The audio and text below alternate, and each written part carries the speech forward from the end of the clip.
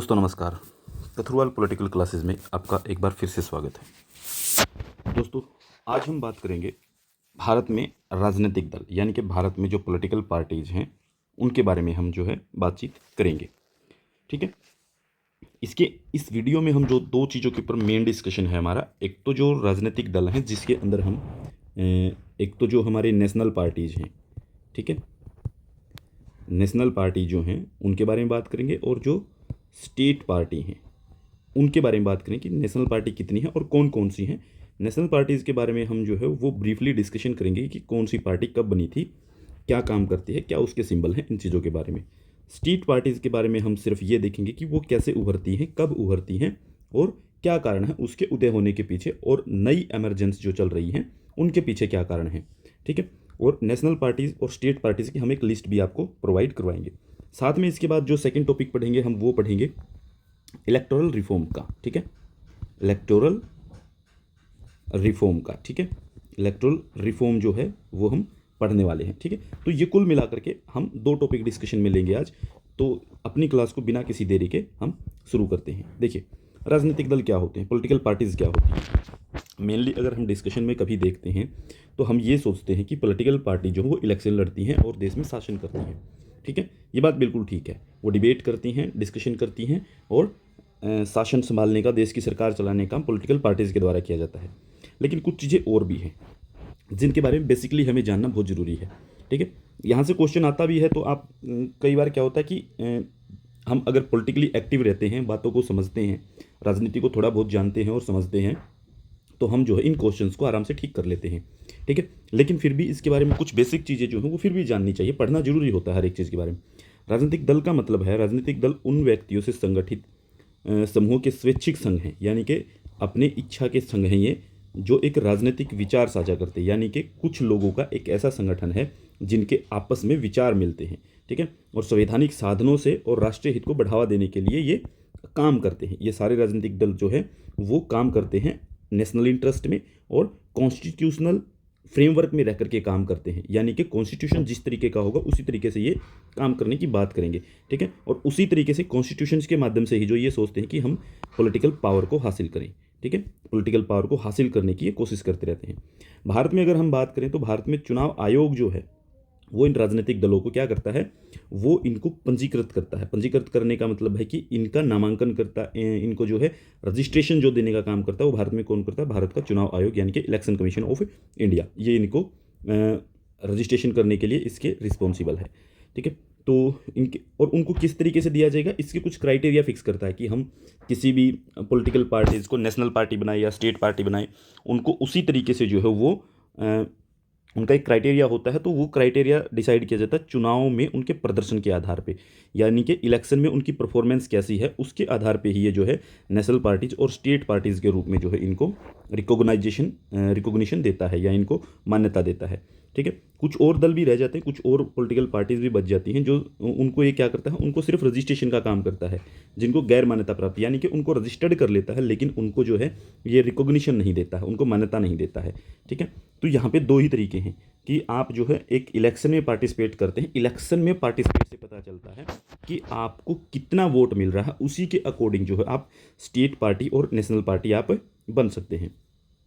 चुनाव आयोग द्वारा जो है राजनीतिक दलों को जो मान्यता दी जाती है वो कुछ विशेष अधिकारों, जैसे कि पार्टी के चिन्हों, यानी कि मान लीजिए किसी पार्टी को जो है वो मान्यता मिल जाए कि वो पार्टी जो है वो स्टेट पार्टी बन गई है, या फिर वो पार्टी जो है मान लीजिए वो नेशनल पार्टी बन गई है, तो वहाँ पे वो पार्टी के जो चिन्ह है, पार्टी का जो निशान है वो उसको मिल जाता है। ठीक है, मतदाताओं की यानी कि जो वोटर लिस्ट है वो वहाँ तक पहुँच जाती है उनके पास, वो पूरी की पूरी जो है उनको प्रोवाइड करवाई जाती है। अगर उनको मतलब कि अगर किसी को पूरा अधिकार मिल जाए, मान लीजिए कि आम आदमी पार्टी जो है वो पहले पंजीकृत पार्टी थी, यानी कि वो सिर्फ रजिस्टर्ड पार्टी थी। उसके बाद क्या है कि उसने एक स्टेट का इलेक्शन जीता, तो स्टेट के इलेक्शन जीतने के बाद क्या होता है कि उसको रिकॉग्निशन मिल गई कि वो स्टेट का स्टेट पार्टी बन गई। तो स्टेट पार्टी बनने से क्या होगा, उसको फ़ायदा ये होगा कि उसको एक तो पार्टी का चिन्ह मिल गया, यानी कि उनका सिंबल जो है झाड़ू वो उसको मिल जाता है, वो दूसरी पार्टी को नहीं दिया जा सकता फिर उसी स्टेट के अंदर। ठीक है। उसके बाद क्या है कि उन तक जो है बाद में जो है वो वोटर लिस्ट जो है वो उन तक पहुंचाई जाती है इलेक्शन कमीशन के द्वारा। इलेक्शन कमीशन उनको प्रोवाइड करने का काम करता है, ये उनको अधिकार मिल जाते हैं। अगर नेशनल पार्टी बन जाती है, नेशनल पार्टी बनने के बाद भी जैसे कांग्रेस का हाथ का निशान है, तो हाथ का निशान जो हो किसी दूसरी पार्टी को मिल ही नहीं सकता है, वो उसी पार्टी का रहेगा, और वोटर लिस्ट का काम जो है वो सेम रहेगा ऐसे ही। तो भारत में राष्ट्रीय पार्टी को पूरे देश में जो है उसके उपयोग के लिए विशेष रूप से रिजर्व कर दिया जाता है, यही बात जो हम बात कर रहे थे, ठीक है। और स्टेट में जो है राज्य दल को जो है उसके उपयोग के लिए रिजर्व कर दिया जाता है, वो जो उनको उनका जो सिंबल है वो जो दिया गया है, जो चुनाव चिन्ह दिया गया है वो जो, ठीक है। तो एक पंजीकृत गैर मान्यता प्राप्त पार्टी जो है वो मुक्त प्रतीकों की सूची में प्रतीक का चयन करती है, यानी कि मान लीजिए कोई रजिस्टर्ड पार्टी है, वो मान्यता प्राप्त नहीं है, ना वो स्टेट पार्टी बन पाई है, ना वो नेशनल पार्टी बन पाई है, तो उसको जो चुनाव चिन्ह मिलता है, उसको जो इलेक्शन का सिंबल मिलता है, वो चुनाव चिन्ह जो है वो उसके लिए चुनना पड़ता है उसको, कि आपको जो है ये 10 चुनाव चिन्ह इनमें से बताइए आपको कौन सा दिया जाए। उसके लिए रजिस्टर्ड नहीं होता है चुनाव चिन्ह का निशान, ठीक है, सिर्फ उसको देना पड़ता है। तो भारत में राष्ट्रीय राजनीतिक दल कौन से हैं? भारत में हम नेशनल पार्टीज़ की बात करते हैं, तो नेशनल पार्टीज़ के लिए कुछ शर्तें होती हैं जो पूरी करनी पड़ती हैं, वो ये हैं। पहली तो ये कि यदि यह लोकसभा या विधानसभा के आम चुनाव में किन्हीं 4 या अधिक राज्यों में डाले गए वैध मतों का 6% प्राप्त कर ले। यानी कि देखिए, लोकसभा या विधानसभा, एक तो लोकसभा के अंदर अगर मान लीजिए उसको कुल मिलाकर 6% वोट मिल जाए, तो उसको हम मान लेंगे कि ये नेशनल पार्टी बन जाएगी। मान लीजिए विधानसभा है, विधानसभा के कोई आम चुनाव है, तो वहाँ पे क्या होगा कि वहाँ पे 4 या फिर अधिक राज्यों में, 4 या अधिक राज्यों में जो टोटल वोट डलते हैं उनका 6% मिलना चाहिए उसको, 4 से अधिक राज्यों में 6%, ठीक है। तो इसके अलावा जो है ये किसी भी अन्य राज्यों से लोकसभा में 4 सीटें प्राप्त करती हो। इसके अलावा एक चीज़ और है कि किसी भी अन्य राज्य से, किसी दूसरे राज्यों से जो है ये 4 सीटें भी, यानी कि एक तो हो गया 6% वोट का, 6% वोट हासिल करने हैं, दूसरा हो गया कि 4 लोकसभा सीट हासिल करनी है, ठीक है, ये हो गया। इसके बाद दूसरी कंडीशन क्या है इसमें, यदि आम चुनाव में लोकसभा में 2% सीटें जीतती है, देखिए लोकसभा और विधानसभा हो गई, ये इनकी बात थी 6% वोट तक की, 4 सीट की, ठीक है, लोकसभा की 4 सीटों में। जबकि लोकसभा में 2% अगर सीट हासिल हो जाए, 2% सीट लोकसभा में, 2% सीट, वोट नहीं, 2% सीट की बात हो रही है। 2% सीट का मतलब है कि अगर 500 सीट है तो यानी कि 2% का मतलब हो गया 10 सीट उसने हासिल कर ली हो, जीती है, और ये उम्मीदवार 3 राज्यों से चुने जाते हैं। यानी कि ये जो 2% सीट आई है ये किसी एक राज्य से नहीं होनी चाहिए, ये 10 सीट जो हैं डिफरेंस 3 जो स्टेट हैं उनसे होनी चाहिए, 3 स्टेट जो हैं वो आनी चाहिए, ठीक है। तो यदि इसे 4 राज्यों में एक राज्य पार्टी के रूप में मान्यता प्राप्त हो, एक कंडीशन और लगती है इसमें कि यहाँ पे नेशनल पार्टी के लिए 4 स्टेट हैं, मान लीजिए 4 स्टेट हैं, तो 4 स्टेट के अंदर जो है 4 स्टेट में उसको स्टेट पार्टी का सिंबल मिल गया हो। जैसे कि आम आदमी पार्टी इसकी जदोजहद में है, जैसे उसको दिल्ली के अंदर मिल चुका है, ठीक है, पंजाब के अंदर मिल चुका है, ठीक है। दूसरा फिर इसको जो है गुजरात के अंदर जो वो स्टेट पार्टी का दर्जा मिल गया है, ठीक है। तो अब उसके लिए एक स्टेट में और उसे जो है कुल मिला करके 6% वोट लेने पड़ेंगे, ठीक है, अगर वो स्टेट पार्टी बनना चाहती है तो वहाँ पर भी, ठीक है। तो स्टेट पार्टी बनने में ये सारी कंडीशन आपको याद रखनी, ये पेपर में पूछी जाती हैं, बहुत बार आ जाती हैं। तो आपको ये जो है ये कंडीशन जो है जितनी भी जो है ये मान्यताएं जो लेनी पड़ती हैं उसके लिए जो है मान्यता है ये सारी आपको याद कर लेनी है। इसके बाद है हम देखते हैं कि भारत में कितने हैं। फिलहाल में भारत में जो 8 हैं, 8 जो है वो नेशनल पार्टी हैं। हालांकि आप जब सर्च करेंगे तो एक नवी पार्टी जो है जिसको आप जो है आप पार्टी बोलते हैं, आम आदमी पार्टी को जो है अभी सिंबल मिला नहीं है कि वो नेशनल पार्टी बन जाए, ठीक है, अभी तक फाइनल नहीं हो, लेकिन उसके ऊपर बात चल रही है, उसकी जो क्राइटेरिया फिक्स करने की बात है वो हो रहा है। तो यानी कि ये अभी पेंडिंग में है, ठीक है, तो ये अभी पेंडिंग है इसका मामला, तो इसको जरूर एक दिन मिल जाएगा, कभी ना कभी घोषणा होने वाली है कि आम आदमी पार्टी को नेशनल पार्टी मान लिया गया है, ठीक है। तो अभी तक घोषणा नहीं हुई है, इलेक्शन कमीशन ने जो है इलेक्शन कमीशन ऑफ इंडिया जो है ECI जो है उसने अभी तक इसकी बात की घोषणा नहीं की है, ठीक है। तो इसके बाद हम बात करते हैं नेशनल पार्टीज हैं कौन कौन सी। सबसे पहले आती है भारतीय जनता पार्टी, यानी कि जिसको आप कहते हैं BJP, ठीक है, भारतीय जनता पार्टी BJP। इसका चुनाव चिन्ह जो है ये वाला कमल का फूल, ठीक है, तो चुनाव चिन्ह जो है वो कमल का फूल है। जो राष्ट्रीय स्वयंसेवक संघ है RSS जिसको आप कहते हैं RSS, ठीक है, RSS के मुद्दे पर जनता पार्टी के विभाजन के बाद में RSS ने इसकी स्थापना करवाई थी। जनता पार्टी का विभाजन हो गया था 6 अप्रैल 1980 को इस पार्टी की घोषणा हो गई थी। यानी कि BJP कब बनती है, BJP बनती है 6 अप्रैल 1980 को, ठीक है। तो बीजेपी 6 अप्रैल 1980 को बनती है, जब जनता पार्टी टूट गई थी। 1977 में जो है जनता पार्टी बनकर के आती है और सेंटर में गवर्नमेंट बनाती है। तो सेंटर में गवर्नमेंट बनने के बाद जो है उसके बहुत सारे धड़े टूट गए, जिसमें से एक धड़ा बनता है आरएसएस का, आरएसएस को बनाया जाता है, ठीक है। तो ये आरएसएस से बन करके बीजेपी बनती है, और बीजेपी इससे पहले क्या नाम था, वो था जनसंघ के नाम से। क्या नाम था? जनसंघ। पहले ये जनसंघ के रूप में काम करती थी भारत के अंदर, जो कि जनसंघ जो वो 1951 में श्यामा प्रसाद मुखर्जी ने बनाया था, ठीक है। तो एक इंडिपेंडेंट पॉलिटिकल पार्टी बन के आती है 6 अप्रैल 1980 को। राष्ट्रीय स्वयंसेवक संघ जो है उसका एक पॉलिटिकल विंग बन के आता है। तो भारतीय जनता पार्टी जो है श्यामा प्रसाद मुखर्जी द्वारा हिंदू धार्मिक उपदेशों के अनुसार एक आधुनिक लोकतांत्रिक समाज के रूप में भारत के पुनर्निर्माण के उद्देश्य से 1951 में स्थापित की गई एक पार्टी थी। हिंदू राष्ट्रवादी पार्टी यानी जनसंघ का पुनर्जन्म है। यानी कि जनसंघ जो श्यामा प्रसाद मुखर्जी ने 1951 में बनाया था, उसी को दोबारा से बनाया गया है। किस रूप में? बीजेपी के रूप में। श्यामा प्रसाद मुखर्जी के उपदेश थे, यानी कि वो क्या कहता था, हिंदू धार्मिक उपदेशों के अनुसार वो भारत को हिंदू राष्ट्र के तौर पे मतलब कि एक मॉडर्न टाइम में एक डेमोक्रेटिक सोसाइटी के अंदर जो है दोबारा से रीस्टैब्लिश की गई है। तो ये जो है भारत गणराज्य का वर्तमान जो है भारत में फ़िलहाल में ये पॉलिटिकल पार्टी जो है ये देश में सबसे बड़ी पॉलिटिकल पार्टी है जो फिलहाल में सत्ता में मौजूद है, ठीक है। तो राष्ट्रीय संसद और राज्य विधानसभा में प्रतिनिधित्व के मामले में देश में सबसे बड़ा राजनीतिक दल है, यानी कि सबसे ज़्यादा राज्यों में जो सरकार है तो वो बीजेपी की है आज के समय पे, और सेंटर में गवर्नमेंट जो है वो बीजेपी की है। इसको एक दक्षिणपंथी पार्टी माना जाता है, ठीक है। दक्षिणपंथी पार्टी जिसका आरएसएस से घनिष्ठ तौर पर मतलब कि एक रिलेशन है, आरएसएस के साथ में आइडियोलॉजिकल रिलेशन है और सांगठनिक यानी कि ऑर्गेनाइजेशनल रिलेशन है, ठीक है। चुनाव चिन्ह जो है वो कमल है, और पार्टी का जो नारा है party with A difference. Party का नारा क्या है? पार्टी विद ए डिफरेंस, ठीक है। तो पार्टी की स्थापना जो है वो अटल बिहारी वाजपेयी और लाल कृष्ण आडवाणी ये जो है ये मुख्य संस्थापक सदस्य थे इसके, ठीक है। अटल बिहारी वाजपेयी और लाल कृष्ण आडवाणी जो है वो इसके मुख्य संस्थापक सदस्य रहे। तो भाजपा की आधिकारिक विचारधारा की अगर हम बात करें तो 1965 में जो है दीनदयाल उपाध्याय द्वारा तैयार की गई एकात्मक मानववाद यानी कि इंटीग्रल ह्यूमनिज्म को अपना करके इसकी जो है वो ऑफिशियल, अगर हम बात करें ऑफिशियल आइडियोलॉजी क्या है, वो दीनदयाल उपाध्याय द्वारा तैयार की गई। 1965 में दीनदयाल उपाध्याय ने एक कॉन्सेप्ट दिया था इंटीग्रल ह्यूमनिज्म का। उस इंटीग्रल ह्यूमनिज्म को फॉलो करते हुए जो है ये काम करती है, और इसने जो है इंटीग्रल ह्यूमनिज्म को जो है 1985 में जो है वो अपनाया था। 1985 में जो है इस पार्टी ने ह्यूमनिज्म को, इंटीग्रल ह्यूमनिज्म को जो है वो अपनाया था, अपने मैनिफेस्टो में शामिल कर दिया था। तो पार्टी जो हिंदू राष्ट्रवादी सिद्धांतों पर आधारित है, ठीक है, हिंदू राष्ट्रवादी और केंद्रित विदेश नीति की, ठीक है, और साथ में हिंदुत्व और सामाजिक रूढ़िवादिता यानी कि ये कंजर्वेटिव सोसाइटी के तरफ बात करते हैं, उसकी वकालत करते हैं, ठीक है। इसके बाद भाजपा ने जो है 2014 में और 2019 में लगातार 2 लोकसभा चुनाव, आम चुनाव के अंदर जो है वो जीत हासिल की, और नरेंद्र मोदी जो हैं वो इस समय पे भारत के प्रधानमंत्री के रूप में कार्यरत हैं, जो इन्हीं को जो है लीडरशिप में काम करते हैं, ठीक है। तो भारतीय जो इंडियन नेशनल कांग्रेस है, इंडियन नेशनल कांग्रेस के बाहर जो है नरेंद्र मोदी जो हैं वो पहले प्रधानमंत्री हैं जिन्होंने पूर्ण बहुमत के साथ लगातार 2 बार कार्यकाल पूरा किया है, ठीक है। 2 बार जो हो कार्यकाल पूरा करने की तरफ बढ़ रहे हैं, पूरा नहीं हुआ, दूसरा कार्यकाल चल रहा है उनका, ठीक है।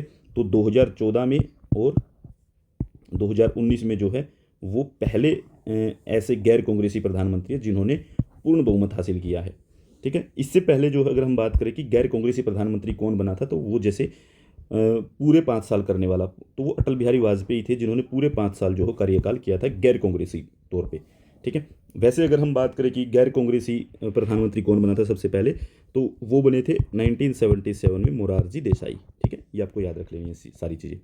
इसके बाद हमारे पास दूसरा जो राजनीतिक दल है वो आता है कांग्रेस। दूसरा सबसे बड़ा राजनीतिक दल है भारत का आज के समय पे, लेकिन भारत का सबसे पुराना भी है। तो ये पार्टी जो है ये भारतीय जनता पार्टी के साथ भारत के 2 प्रमुख राजनीतिक दलों में से एक है, यानी कि भारत में 2 सबसे प्रमुख दल हैं। तो उसमें एक बीजेपी है, दूसरा जो है वो कांग्रेस है, इंडियन नेशनल कांग्रेस, ठीक है, आईएनसी बोलते हैं इसको। 1885 में जो है इसको बनाया गया था। एशिया और अफ्रीका में जो है वो ब्रिटिश साम्राज्य जो उस समय पे 1885 में भारत में जो है कौन था, ब्रिटिश सत्ता थी, तो उस समय पे इसको बनाया गया था, ठीक है। तो यहीं से जो है भारत का जो है वो नेशनल मूवमेंट शुरू होता है, इंडियन नेशनल मूवमेंट जो है उसकी शुरुआत होती है कहाँ से, 1885 से, जब कांग्रेस बनती है उस समय थे। तो महात्मा गांधी जो है भारतीय राष्ट्रीय कांग्रेस के प्रमुख नेता थे उस समय पे, ठीक है। देखो 1885 में नहीं थे, लेकिन 1917 में जब उन्होंने शुरुआत की तो उसके बाद से लेकर 1947 तक जो है कांग्रेस को जो है वो लीडरशिप देने वाले, एज ए सोशल मूवमेंट के तौर पे काम करने वाले जो हैं वो महात्मा गांधी जी सामने आते। वैसे लीडरशिप कई लोगों के और भी हाथ में थी, नेहरू भी थे इसके अंदर, वल्लभ भाई पटेल भी थे इसी के अंदर, सुभाष चंद्र बोस ने भी इसके अंदर काम किया था, ठीक है। जयप्रकाश नारायण भी आए थे और राम मनोहर लोहिया भी इसके अंदर काम कर चुके थे, ठीक है। लेकिन मेनली हम मानते हैं कि जो महात्मा गांधी थे, महात्मा गांधी ने इसको लीडरशिप देने का काम किया, मूवमेंट बनाने का काम किया देश के अंदर, तो वो राष्ट्रीय कांग्रेस को जो है, इंडियन नेशनल कांग्रेस को जो है वो महात्मा गांधी देते हैं, ठीक है। तो इसके संस्थापक जो हैं ए ओ ह्यूम थे, ए ओ ह्यूम, विलियम वैडबर्न और W C Banerjee, M G Ranade और दादा भाई नौरोजी। तो इसकी स्थापना जो हुई थी 1885 में तब हुई थी। इसका पहला सम्मेलन जो हुआ था वो आप मुझे कमेंट करके बताएंगे कि मुंबई के कौन से कॉलेज में हुआ था, मुंबई के अंदर पहला सम्मेलन हुआ था, ठीक है। आपको वो कॉलेज बताना है, उस कॉलेज का नाम बताना, पहला सम्मेलन कहाँ पे हुआ था, ठीक है। और पहले सम्मेलन की अध्यक्षता किसने की थी, ठीक है। ये आपको मुझे सर्च करके बता देना है कमेंट के अंदर। इसके बाद जो है इसके जो वर्तमान अध्यक्ष हैं वो हैं मल्लिकार्जुन खड़गे, मल्लिकार्जुन खड़गे हैं इसके। और संसदीय अध्यक्ष कौन है, वो है श्रीमती सोनिया गांधी, ठीक है। संसदीय अध्यक्ष इनकी जो है वो श्रीमती सोनिया गांधी है। और जो फिलहाल में नेता जो है वो मल्लिकार्जुन खड़गे हैं। और विपक्ष के नेता की अगर हम बात करें तो मल्लिकार्जुन खड़गे को बनाया गया है। इसके बाद पार्टी की सामाजिक नीति जो है वो सर्वोदय, जो अगर हम बात करें कि इसकी सोशल पॉलिसी क्या है, तो वो है गांधी जी का जो सिद्धांत है, सर्वोदय का जो सिद्धांत है उसको ये फॉलो करते हैं, ठीक है। और यानी कि इसका मतलब ये है कि समाज के डिफरेंस जितनी भी क्लासेज हैं सबको, सबकी डेवलपमेंट के अंदर लेकर लेकर चलने की बात करते हैं। सामाजिक और आर्थिक मुद्दों पर जो ये अगर बात करें तो ये जो है बीजेपी जिस तरीके से आपको हिंदुत्व की विचारधारा फॉलो करते दिखाई देती है, हिंदू नेशंस का कॉन्सेप्ट लेकर चलती है, वैसे ये उससे अलग डिफरेंस वे में चलती है। और ये जो है सेकुलर सोसाइटी की बात करती है, जिसके अंदर ये कहते हैं कि स्वतंत्रता, सामाजिक न्याय, समानता, राज्य के कल्याण की वकालत करती है। यानी कि ये बात करती है कि लिबर्टी, सोशल जस्टिस, इक्वेलिटी और वेलफेयर स्टेट, इसकी बात करती है। तो पार्टी का जो मुख्य जोर है वो देश के सुनियोजित आर्थिक विकास पे है, यानी कि इनका काम जो है वो प्लानिंग कमीशन पे है, ठीक है। प्लानिंग के थ्रू देश का काम करना चाहते हैं, देश की डेवलपमेंट चाहते हैं, जिसमें सरकार की अहम भूमिका निभाने की बात होती है। तो पार्टी का जो रंग है, प्रतीक है, जो तिरंगा भारतीय ध्वज, अगर हम बात करें इसके प्रतीक की तो तिरंगा भारतीय ध्वज, ठीक है। और उसके केंद्र में सामने हथेली के साथ दाहिने हाथ का निशान, यानी कि आपको ये भी याद रखना दाहिने हाथ का निशान होगा, इसका दाहिने हाथ का निशान है, लेफ्ट हैंड नहीं है, ये भी बात ध्यान रखनी, लेफ्ट है राइट है इस तरीके से कई बार पूछा जा सकता है, तो फिर भी उसके दाहिने हाथ का निशान है तिरंगे झंडे के बीच में, ठीक है। तो स्वतंत्र भारत में अधिकतम लगभग भारत जब आज़ाद हुआ तो उसके बाद लगभग 55 साल तक इस पार्टी ने शासन किया भारत में, ठीक है। तो भारतीय राजनीतिक परिदृश्य, इसका आधिपत्य जो खत्म होता है वो होता है 2014 में। 2014 में जो है इस पार्टी को जो है मात्र 44 सीट मिलती हैं और 2019 में मिलती हैं इसको 52 सीट, ठीक है। तो यानी कि ये विपक्ष बनाने में भी कामयाब नहीं हो पाए थे।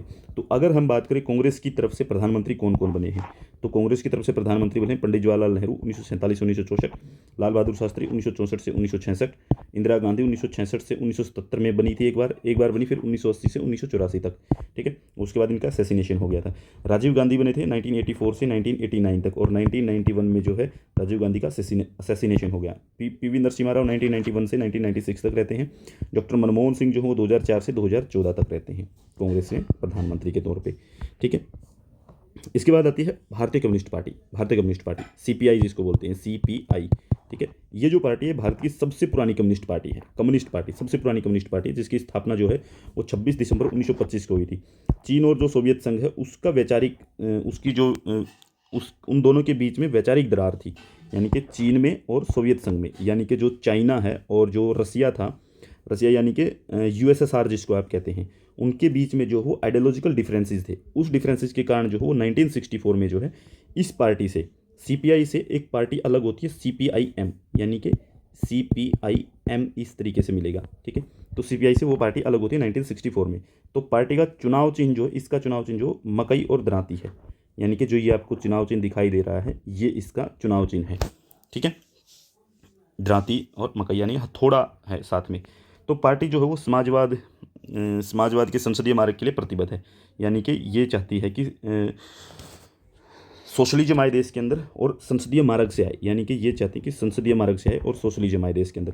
ठीक है, तो पार्टी की जो संसदीय ताकत को बढ़ाने के लिए जो सभी लोकतांत्रिक और प्रगतिशील विचारों के साथ सहयोग हमेशा से रहता है। जैसे कि कोई भी अगर पार्टी जो है वो मान लीजिए देश के अंदर डेमोक्रेटिक और डेमोक्रेसी की बात करती है, या फिर कोई भी पार्टी जो है वो देश को जो है प्रगति के ऊपर लेके जाना चाहती है, प्रगतिशील विचारों की कोई पार्टी है, तो ये उसके साथ जो कोलैबोरेशन में रहते हैं, उसके साथ में जो है ये गठबंधन में रहते हैं। जैसे कांग्रेस के साथ इनका जो बहुत लंबे समय तक गठबंधन रहा है ये।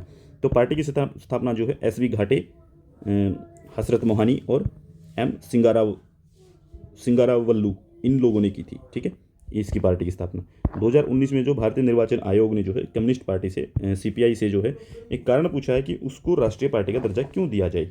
ठीक है, मतलब कि सीपीआई से जो है वो इलेक्शन कमीशन ऑफ इंडिया जो है उसने रीजन मांगा है कि आपको नेशनल पार्टी का जो दर्जा जो है वो बना के क्यों रखा जाए, कारण बता दीजिए हमें। ठीक है, और उन्होंने ये चेतावनी दी है कि अगर इसी तरीके की परफॉर्मेंस जैसी आपकी 2019 में रही है, अगर इसी तरीके की परफॉर्मेंस अगर आपकी इलेक्शन में रहती है तो आपसे जो है वो नेशनल पार्टी का दर्जा जो वो छीन लिया जाएगा। तो सीपीआई को जो हो नेशनल पार्टी से निकाल दिया जाएगा। इसके बाद नेक्स्ट आता है बहुजन समाज पार्टी। बहुजन समाज पार्टी, ठीक है, जिसको आप जो है बीएसपी भी बोलते हैं, बहुजन समाज पार्टी।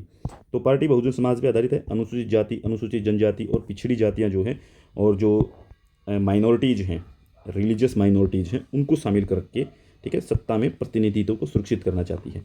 यानी कि सत्ता में आने के लिए जो है वो किन को साथ लेती है, एससी को लेती है, एसटीज़ को लेती है और ओबीसीज़ को साथ लेने की बात करती है। और साथ में ओबीसीज़ के अंदर एक और क्लास बनती है माइनॉरिटी क्लास। ठीक है, माइनॉरिटी क्लास को जो है ये साथ में लेने की बात करती है। तो इस पार्टी की जो स्थापना है वो 14 अप्रैल 1984 को की गई थी कांसीराम के द्वारा। ठीक है, और इनका अगर प्रतीक चिन्ह की बात करें तो वो है हाथी। ठीक है, हाथी। तो पार्टी जो हो दलित जो हो उनके पुनरुत्थान की बात करती है, यानी कि दलितों को आगे बढ़ाने की बात करती है, दलितों को जो है एक बार फिर से एम्पावर करने की बात करते हैं। तो इनकी अध्यक्ष जो है वो है मायावती जी। ठीक है, तो मायावती जी जो है इनकी अध्यक्ष हैं। तो उत्तर प्रदेश में पार्टी का जो मुख्य आधार है, जहाँ पर भारत में जो है आम चुनाव जो होते हैं 2019 में हुए, यानी कि इसका अगर हम ये देखें कि इसका मेन आधार क्या है, तो ये उत्तर प्रदेश में ज़्यादा हमें देखने को मिलेगी। मुख्य जनाधार जो है इसका उत्तर प्रदेश में है। ठीक है, तो ये भारतीय आम चुनाव जो है उसमें 2019 में दूसरी सबसे बड़ी पार्टी बनी थी। 2019 में उत्तर प्रदेश के अंदर दूसरी सबसे बड़ी पार्टी बनी थी।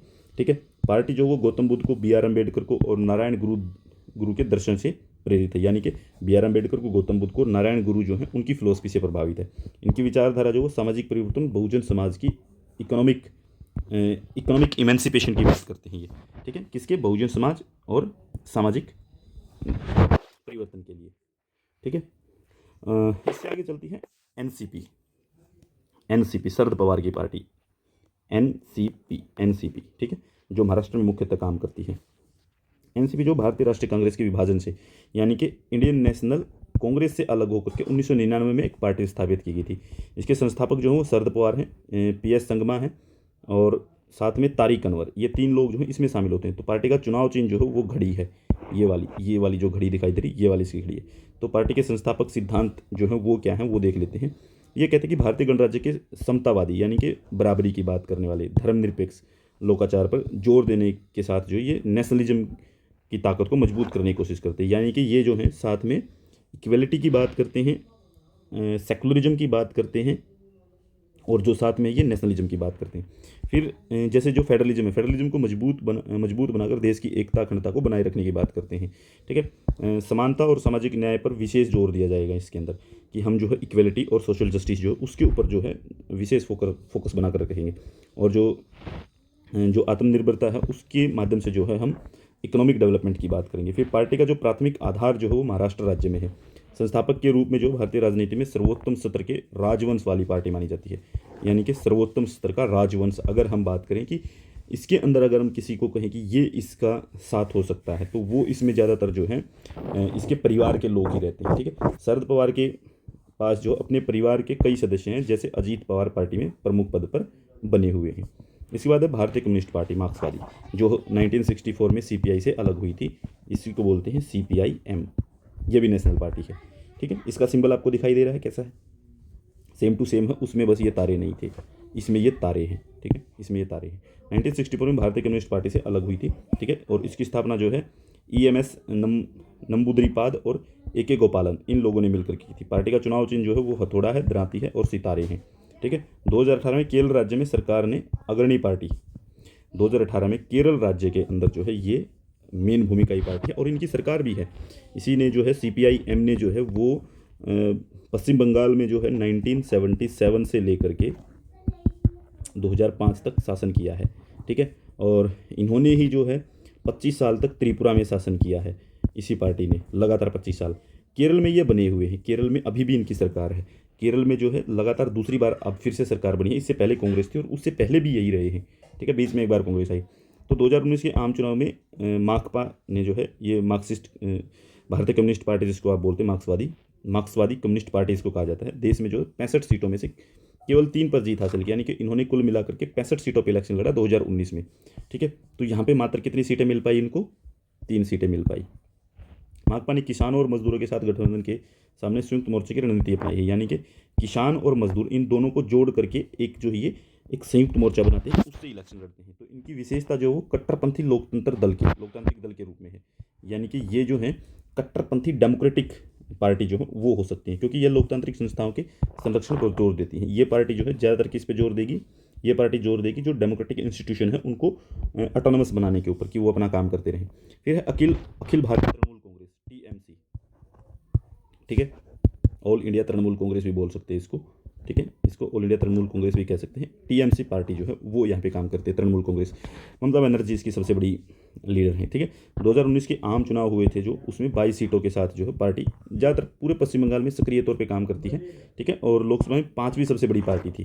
ठीक है। देखिए 2014 में जब इलेक्शन हुआ तो 2014 में जो है इस पार्टी ने जो है पश्चिम बंगाल के अंदर 37 सीटें जीती थी, 37 सीट जीत करके आई थी ये पार्टी। ठीक है। जबकि अभी जो है इसके पास कितनी सीट है? 22 सीट है लोकसभा के लिए। ठीक है। और 5वीं सबसे बड़ी पार्टी पश्चिम बंगाल के अंदर काम करती है। पार्टी की स्थापना 1998 में ममता बनर्जी ने की थी। ठीक है। तो पार्टी का जो चुनाव चिन्ह, और ये जो है इंडियन नेशनल कांग्रेस जो है, इंडियन नेशनल कांग्रेस उससे अलग होकर के बनी है। पार्टी का चुनाव चिन्ह जो वो फूल और घास, ये याद रखनी है, फूल और ये जो घास दिखाई दे रही है ये वाला है। इसके बाद आगे चलते हैं। इनका नारा जो है, इनका नारा याद रखना है, नारा जो है माँ माटी मानुस, यानी कि माँ मातृभूमि और लोग। ठीक है। 2011 का जो विधानसभा चुनाव हुआ था उसमें पश्चिम बंगाल में ये नारा जो है बहुत लोकप्रिय हुआ था और 2011 में जो है इनकी सरकार बन गई थी।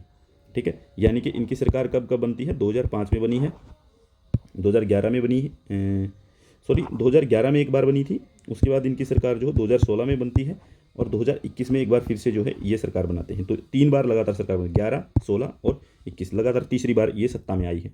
ममता बनर्जी तीसरी बार वहाँ की मुख्यमंत्री बनी है। 2014 में जो है भारतीय आम चुनाव AICT को 5 अलग अलग राज्यों में, तृणमूल कांग्रेस को जो है AITMC, all India Trinamool Congress को जो है अलग अलग 5 राज्यों में, पश्चिम बंगाल, मणिपुर, त्रिपुरा, झारखंड और असम, इसमें 6% वोट मिले और 2016 में जो है इसको नेशनल पार्टी का दर्जा दे दिया गया।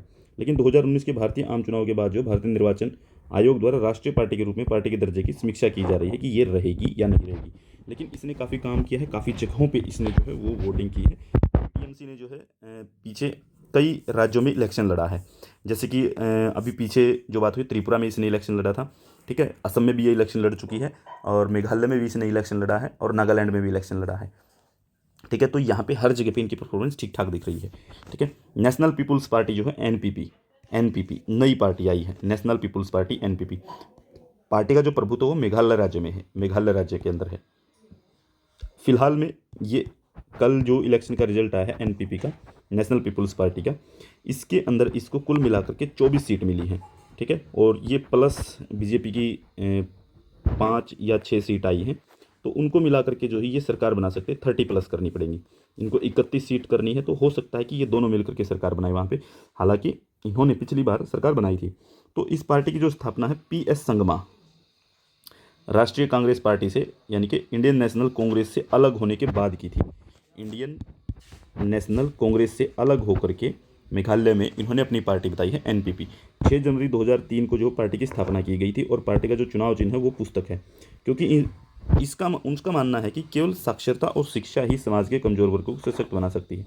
तो ये कहते हैं कि साक्षरता और शिक्षा, वो जो कमजोर वर्ग हैं वो उनको कैपेबल बना सकती हैं, उनको सशक्त बना सकती है। तो नेशनल पीपुल्स पार्टी को जो भारतीय निर्वाचन आयोग ने जो है पूर्वी राष्ट्रीय पार्टी के रूप में मान्यता दी, ठीक है।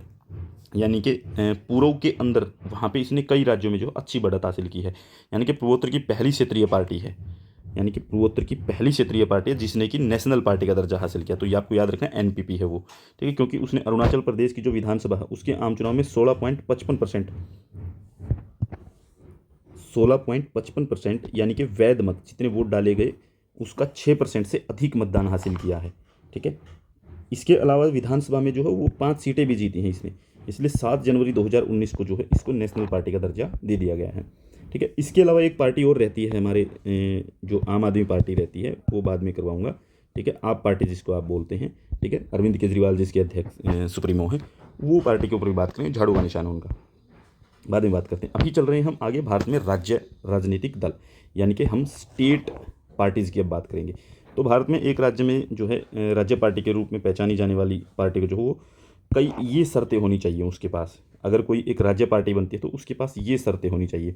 देखिए, यदि वह संबंधित राज्य की विधानसभा यानी कि जिस राज्य में है वो उस विधानसभा के आम चुनाव में राज्य में डाले गए टोटल वोट का 6% हासिल करती है, ठीक है, यानी कि उसने 6% वोट हासिल किए किसी भी अपनी राज्य में 6% वोट हासिल किए। इसके अलावा ये संबंधित राज्य की विधानसभा में 2 सीटें हासिल करती है। विधानसभा में 2 सीटें भी लेनी पड़ेंगी, सिर्फ 6% वोट नहीं, 2 सीटें भी लेनी पड़ेंगी।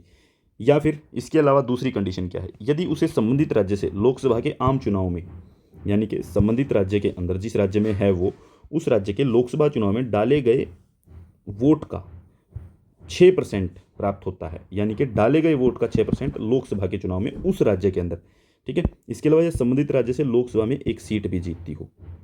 इसके अलावा 6% वोट तो मिलना ही चाहिए, साथ में 1 सीट भी वो जो है उसको जीतनी पड़ेगी, 1 सीट उसको चाहिए। तो कुल मिलाकर के ये 2 कंडीशन तो ये हैं। तीसरी कंडीशन ये है कि यदि यह संबंधित राज्य की विधानसभा के आम चुनाव में, संबंधित राज्य यानी कि विधानसभा के चुनाव में जो है 3% सीटें जीतती है, 3% सीटें, मान लीजिए हरियाणा की 90 सीट हैं तो 90 सीट का 3% कितना हो गया, 3%, तो यानी कि कुल मिलाकर के 2.7%, यानी कि 3 सीट यहाँ पे जीतनी पड़ेंगी किसी पार्टी को। या फिर विधानसभा में 3 सीटें या फिर विधानसभा में 3 सीटें, जो भी अधिक हो, दोनों में से एक कंडीशन अप्लाई हो, ठीक है, या तो 3% सीटें या फिर विधानसभा की 3 सीट वो जीतनी चाहिए। इसके अलावा एक कंडीशन हो रही है, यदि वह संबंधित राज्य से लोकसभा के आम चुनाव में, संबंधित राज्य जो राज्य है उसमें लोकसभा के आम चुनाव में आवंटित प्रत्येक 25 सीटों, यानी कि प्रत्येक 25 सीट में से, ठीक है, मतलब कि राज्य को आवंटित प्रत्येक 25 सीटों में से उसकी किसी अंश के लिए लोकसभा में 1 सीट जीते, यानी कि 1 सीट भी जीतनी जरूरी है। तो यदि यह राज्य से लोकसभा या राज्य की विधानसभा के आम चुनाव में राज्य में डाले गए कुल वैध मतों का 8% हासिल करती है, यानी कि लोकसभा या राज्य विधानसभा के आम चुनाव में, ठीक है, यानी कि या तो लोकसभा का या विधानसभा का उसमें 8% वोट हासिल करे, ठीक है, तो उससे भी जो है उसको स्टेट पार्टी का दर्जा मिल सकता है। और ये जो शर्त है 8% वोट वाली, ये 2011 में जोड़ी गई थी, 2011 में इसको जोड़ा गया था, ठीक है। तो इसके बाद जो है हम देखते हैं कि ये दल कौन कौन से हैं, ठीक है। आप देखिए, हमने स्क्रीनशॉट्स लगा रखे हैं यहाँ पे डायरेक्ट लेकर के। ऑल इंडिया तृणमूल कांग्रेस है जो, ठीक है, आपको ये चीज़ देख लेनी है, ये आपको खुद भी पढ़नी पड़ेगी कि इसकी आइडियोलॉजी क्या है। ये सेक्युलरिज्म को, प्रोग्रेसिविज्म को और पॉपुलिज्म को सपोर्ट करती है। ममता बनर्जी लीडर हैं। बहुजन समाज पार्टी जो है वो सेंटर लेफ्ट है, ये भी सेंटर लेफ्ट है। देखिए, ध्यान रखिए, आपको आइडियोलॉजिकल बेसिस समझा देता हूँ, थोड़ा सा बता देता हूँ। पार्टियाँ 3 तरीके से होती हैं। एक तो होता है सेंटर, ठीक है, यहाँ होता है लेफ्ट और यहाँ होता है राइट विंग पार्टी। तो कुछ पार्टियाँ जो हैं वो होती हैं सेंटर में, जैसे कि यहाँ पे कौन बैठता है, आपको दिखाई देगा कि कांग्रेस पार्टी जो वो यहाँ आपको मिलेगी। लेफ्ट वाली पार्टियाँ जो हैं जिसके अंदर CPIM, CPI और CPI-ML, ये जो पार्टियां हैं आपको यहाँ पे दिखाई देंगी। यहाँ पे कौन दिखाई देगा आपको, यहाँ पे दिखाई देंगे जो रिलीजियस पार्टी हैं, जो एथनिक पार्टी हैं ज़्यादातर, ठीक है। जैसे कि यहाँ पे आपको दिखाई देगी BJP, ठीक है, यहाँ आपको दिखाई देगी जैसे शिवसेना जो है वो यहाँ पे आपको दिखाई देगी। यहाँ पे आपको कांग्रेस के साथ में जो है वो NCP भी दिखाई देगी। NCP भी जो है वो इसी तरीके की पार्टी है। शिवसेना दिखाई देगी, यहाँ पे आपको जो है वो अकाली दल दिखाई देगी, अकाली दल दिखाई देगी। ठीक है, तो ये इस तरीके की पार्टियां जो हैं, जैसे बजरंग दल भी जो है वो यहाँ पे आएगी, वो भी एक पॉलिटिकल पार्टी है बजरंग दल। साथ में जो है यहाँ पे एक और पार्टी आती है हिंदू महासभा, हिंदू महासभा। साथ में असुद्दीन ओवैसी की जो पार्टी है AIMMI कुछ ऐसा नाम है उसका, वो भी यहाँ पे आएगी। ठीक है, तो यहाँ पे कांग्रेस, NCP, फिर इसकी तरफ जो सेंट्रल लेफ्ट जो है, सेंट्रल, ये तो लेफ्ट हो गया, कोर लेफ्ट हो गया, ये लेफ्ट हो गया। अब क्या होता है, इनके बीच में से पार्टियां बनती हैं कि जैसे इस तरीके से पार्टी बन जाएगी जो इनके बीच में एक धड़ा बनेगा, फिर इसके बीच में भी एक पार्टी बन जाएगी तो इनके बीच में एक धड़ा बनेगा। ठीक है, वहाँ पे वो पार्टी आ जाएंगी। तो यहाँ पे जैसे अभी हम जो बात कर रहे हैं सेंट्रल लेफ्ट, यानी कि इससे इस तरफ बढ़ती हुई चलेंगी, सेंटर से लेफ्ट की तरफ। कुछ होती है सेंटर से राइट की तरफ, इस तरफ बढ़ती चलती हैं। तो यहाँ से सेंटर से लेफ्ट होती हुई जो पार्टी आएंगी, वो इसका मतलब है कि वो इन दो विचारधाराओं को फॉलो करती मिलेंगी। ठीक है, वो इस विचारधारा से कटी हुई मिलेंगी, इसको फॉलो नहीं करेंगी। चलिए तो देखते हैं कौन कौन सी पार्टी हैं। जैसे Bahujan Samaj party central left है, ठीक है, सेंटर से लेफ्ट की तरफ बढ़ती है, मायावती इसकी सुप्रीमो है। फिर है भारतीय जनता पार्टी, जो वो राइट विंग पार्टी है, मैंने कहा था ना राइट विंग पार्टी है, ये रहा राइट विंग पार्टी। ठीक है, राइट विंग पार्टी है, JP नड्डा फिलहाल में इसके अध्यक्ष हैं। कम्युनिस्ट पार्टी ऑफ इंडिया, ये बिल्कुल लेफ्ट विंग पार्टी है, मैंने आपको जो बताया था। देखो एक चीज़ आपको ध्यान रखनी है, CPI जो है उसके अंदर ये तो रहता ही है, ये धड़ा वाला। ठीक है, इसके अंदर ये गेहूं का निशान है, मक्की का निशान है, ये इसके अंदर हथौड़े का निशान है, मक्की का निशान है, दराती और मक्की का निशान, ये आपको याद रख लेना है। ठीक है, D राजा जो है इसके सुप्रीमो हैं। इसके बाद है communist Party of India Marxist. ठीक है, ये जो है लेफ्ट विंग पार्टी है, ये इसका निशान है। ठीक है, इसको देख लेना है। और सीताराम येचुरी जो हैं वो इसके सुप्रीमो हैं। ठीक है, इनकी डेट भी दे रखी है, कौन सी पार्टी कब बनती है। ठीक है, ये सारी पार्टी की डेट दे रखी हैं। और इनका ये भी दे रखा है कि किसके अंदर, जैसे कि लोकसभा है, कौन से स्टेट में ये सरकार बना रही है, कितने स्टेट में सरकार है, 31 में से 1 में, इसमें इसकी कितनी है 0, इसकी कितने स्टेट में सरकार है 16 स्टेट में, इसकी कितने सरकार है कम्युनिस्ट पार्टी की 3 स्टेट में सरकार है। ठीक है, और कम्युनिस्ट पार्टी ऑफ इंडिया इसकी कितनी है 3। ठीक है, इस तरीके से ये आपको दिखाई दे जाएंगे। काम करने का एरिया भी है इनका, इन जगहों पे काम करते हैं। फिर जैसे कि मतलब कि सीटें किन स्टेट, कितने स्टेट में जीती हुई है, एक ही स्टेट में है। ठीक है, तो ये आगे देखिए, जैसे लोकसभा में 23 सीटें हैं। ठीक है, लोकसभा में 23 सीटें जो ऑल इंडिया तृणमूल कांग्रेस के पास हैं। बहुजन समाज पार्टी के पास 10 सीट है। ठीक है, 303 भारतीय जनता पार्टी के पास है, 2 सीट कम्युनिस्ट पार्टी के पास है, 3 सीट जो है कम्युनिस्ट पार्टी ऑफ इंडिया जो है मार्क्सिस्ट M के पास, CPIM के पास है। ठीक है, इसके बाद जो है जैसे राज्यसभा में जो है वो 13 मेंबर हैं इनके, ऑल इंडिया तृणमूल कांग्रेस के, 1 मेंबर बहुजन समाज पार्टी के राज्यसभा में, 92 मेंबर भारतीय जनता पार्टी के हैं। ठीक है, कम्युनिस्ट पार्टी ऑफ इंडिया के 2 मेंबर हैं। ठीक है, राज्यसभा में 5 member communist Party of India Marxist के हैं। फिर जैसे कि स्टेट असेंबली के अंदर जो है 228 मेंबर इनके हैं, इनके 7 मेंबर हैं, इनके 1383 मेंबर हैं। भारतीय जनता पार्टी 1383 विधायक ले बैठे हैं। 21 जो कम्युनिस्ट पार्टी ऑफ इंडिया के हैं, और 85 जो है वो communist Party of India Marxist के हैं। फिर जैसे कि अगर स्टेट काउंसिल देखें, स्टेट काउंसिल एक आधी स्टेट में था तो इनका 1 है, जैसे उत्तर प्रदेश के अंदर भारतीय जनता पार्टी 167 लिए बैठी है, इनके 2 हैं, इनकी 0 हैं आगे। इसके बाद नेक्स्ट पार्टी इसको देखते हैं, Indian national Congress. Indian national Congress जो है ये सेंटर टू सेंट्रल लेफ्ट है, सेंटर टू सेंट्रल लेफ्ट की तरफ जाती है। ठीक है, 1885 में बनती है, मल्लिकार्जुन खड़गे अध्यक्ष हैं। ये इनका 6 स्टेट में पार्टी है, 52 जो है इनके लोकसभा में है, 31 जो है राज्यसभा में, 650 विधायक बने हैं, और 45 जो है लोकल असेंबली के अंदर हैं। फिर है national Congress, nationalist Congress party NCP जो है शरद पवार की, जो है शरद पवार सुप्रीमो है। ठीक है, सेंटर की तरफ है, बिल्कुल सेंटर, मैंने जो बताया था आपको सेंटर में है NCP। फिर नेशनल पीपल्स पार्टी है जो ये सेंट्रल लेफ्ट है। ठीक है, जो कांग्रेस से अलग हुई होंगी वो सेंट्रल लेफ्ट मिलेंगे आपको। ठीक है, फिर जैसे शरद पवार की है इंडियन नेशनल सेकुलरिज्म, इनकी ये भी याद रखना है आपको, इंडियन नेशनल सेकुलरिज्म की बात करती है पार्टी। जैसे ये रीजनलिज्म एंड एथनोसेंट्रिज्म के ऊपर फोकस करती है, ये जैसे big tent civic nationalism, social liberalism, ठीक है, सोशलिज्म, सोशल डेमोक्रेसी, इनकी बात करेगी। इसी तरीके से जो है दूसरी पार्टीज़ की भी आपको देख लेनी है। फिर जैसे कॉनराड संगमा इसके जो है वो सुप्रीमो है। ये आपको सारी चीज़ें देख लेनी है इसी तरीके से कैसे काम कर रही हैं। इसके बाद जैसे आम आदमी पार्टी जो है, मतलब कि parties with national party status pending, जिसका पेंडिंग है आम आदमी पार्टी का। जैसे आम आदमी पार्टी के पास क्या है, सेंटर की तरफ है, ये बिल्कुल सेंटर में पार्टी है, ये सेंटर लेफ्ट भी नहीं ना सेंट्रल राइट है। ठीक है, तो ये सेंटर की तरफ है, ये इसका झंडा है, फ्लैग जो है। ठीक है, येलो, ब्लू एंड झाड़ू का निशान भी है। ठीक है, ये किसी के एंटी करप्शन, सेकुलरिज्म और ह्यूमनिज्म के ऊपर फोकस करती है। देखिए ह्यूमनिज्म के ऊपर फोकस करती है, इसी के कारण इनके ऊपर आरोप लगते हैं कि ये BJP की बी टीम लगती है। ठीक है। पर हम इस तरीके के आरोप नहीं लगा सकते, ठीक है। हम पढ़ने वाले हैं तो हमें खुद स्टडी करनी चाहिए।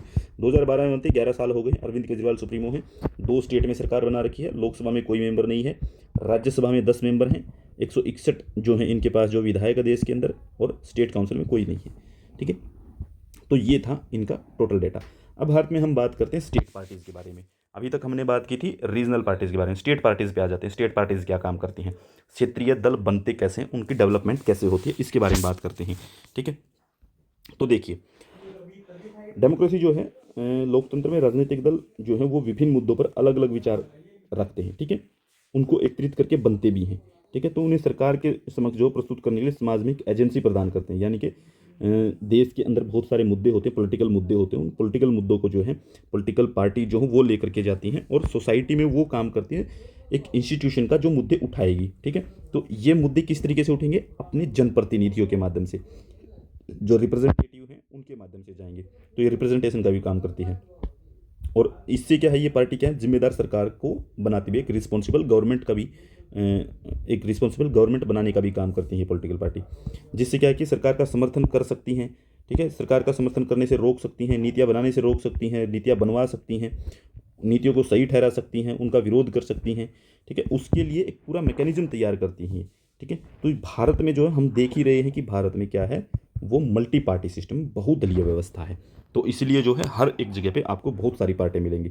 तो भारत में राजनीतिक दलों की अगर हम बात करें तो भारत में प्रत्येक राजनीतिक दल को आम चुनाव के पास जो हो पंजीकृत करवाना पड़ता है, यानी कि अपना रजिस्ट्रेशन करवाना पड़ता है हर एक पार्टी को। तो चुनाव आयोग जो हो वो इनको रजिस्ट्रेशन देता है, रजिस्ट्रेशन नंबर इनको देता है, ठीक है, जो बताता है कि कौन राष्ट्रीय दल, कौन नेशनल पार्टी है, कौन जो है वो जिसको आप कह सकते हैं कि ये स्टेट पार्टी है। तो मान्यता प्राप्त दल के अंदर अगर हम बात करें तो ये बात हम डिस्कस कर चुके हैं, राष्ट्रीय दल को कौन सी मान्यताएं पूरी करनी है, ठीक है, और राज्य दल को कौन सी करनी है, तो ये आपको मैं बता चुका हूँ। तो भारत के चुनाव आयोग के अनुसार अगर हम बात करें तो एक बार आप लोग बेसिक इसको स्क्रीनशॉट्स लेके आराम से पढ़ सकते हैं, देख सकते हैं, ठीक है, दोबारा से, कि आपको थोड़ा शॉर्ट में यहाँ पे भी लिखा गया है, ठीक है, लिखना बहुत जरूरी होता है। तो भारत में जो 2000 से अधिक राजनीतिक दल हैं, कुल मिलाकर के भारत में अगर हम देखा जाए तो 2000 से ज़्यादा पॉलिटिकल पार्टी हैं, लेकिन जिसमें से क्या है कि 8 जो हैं वो नेशनल पार्टी हैं, ठीक है, और 53 जो हैं वो क्या हैं, राज्य दल हैं। राज्य दल मतलब कि स्टेट पार्टी हैं, ठीक है। पेपर में आपसे पूछा जाए कि क्षेत्रीय दल होते हैं, क्षेत्रीय नहीं होते हैं, स्टेट पार्टी होती हैं या नेशनल पार्टी होती हैं, यही मिलेगा आपको, ठीक है, यही होती है, दो ही तरह की पार्टियां होती हैं। और तीसरी जो होती हैं वो होती है रजिस्टर्ड पार्टी, ठीक है। तो रजिस्टर्ड पार्टी को जो है जिनको रजिस्ट्रेशन किया जाता है। तो भारत में अगर हम बात करें क्षेत्रीय दल, देखो क्षेत्रीय दल को ही हम स्टेट पार्टी बोलते हैं, क्षेत्रीय दलों को, ठीक है।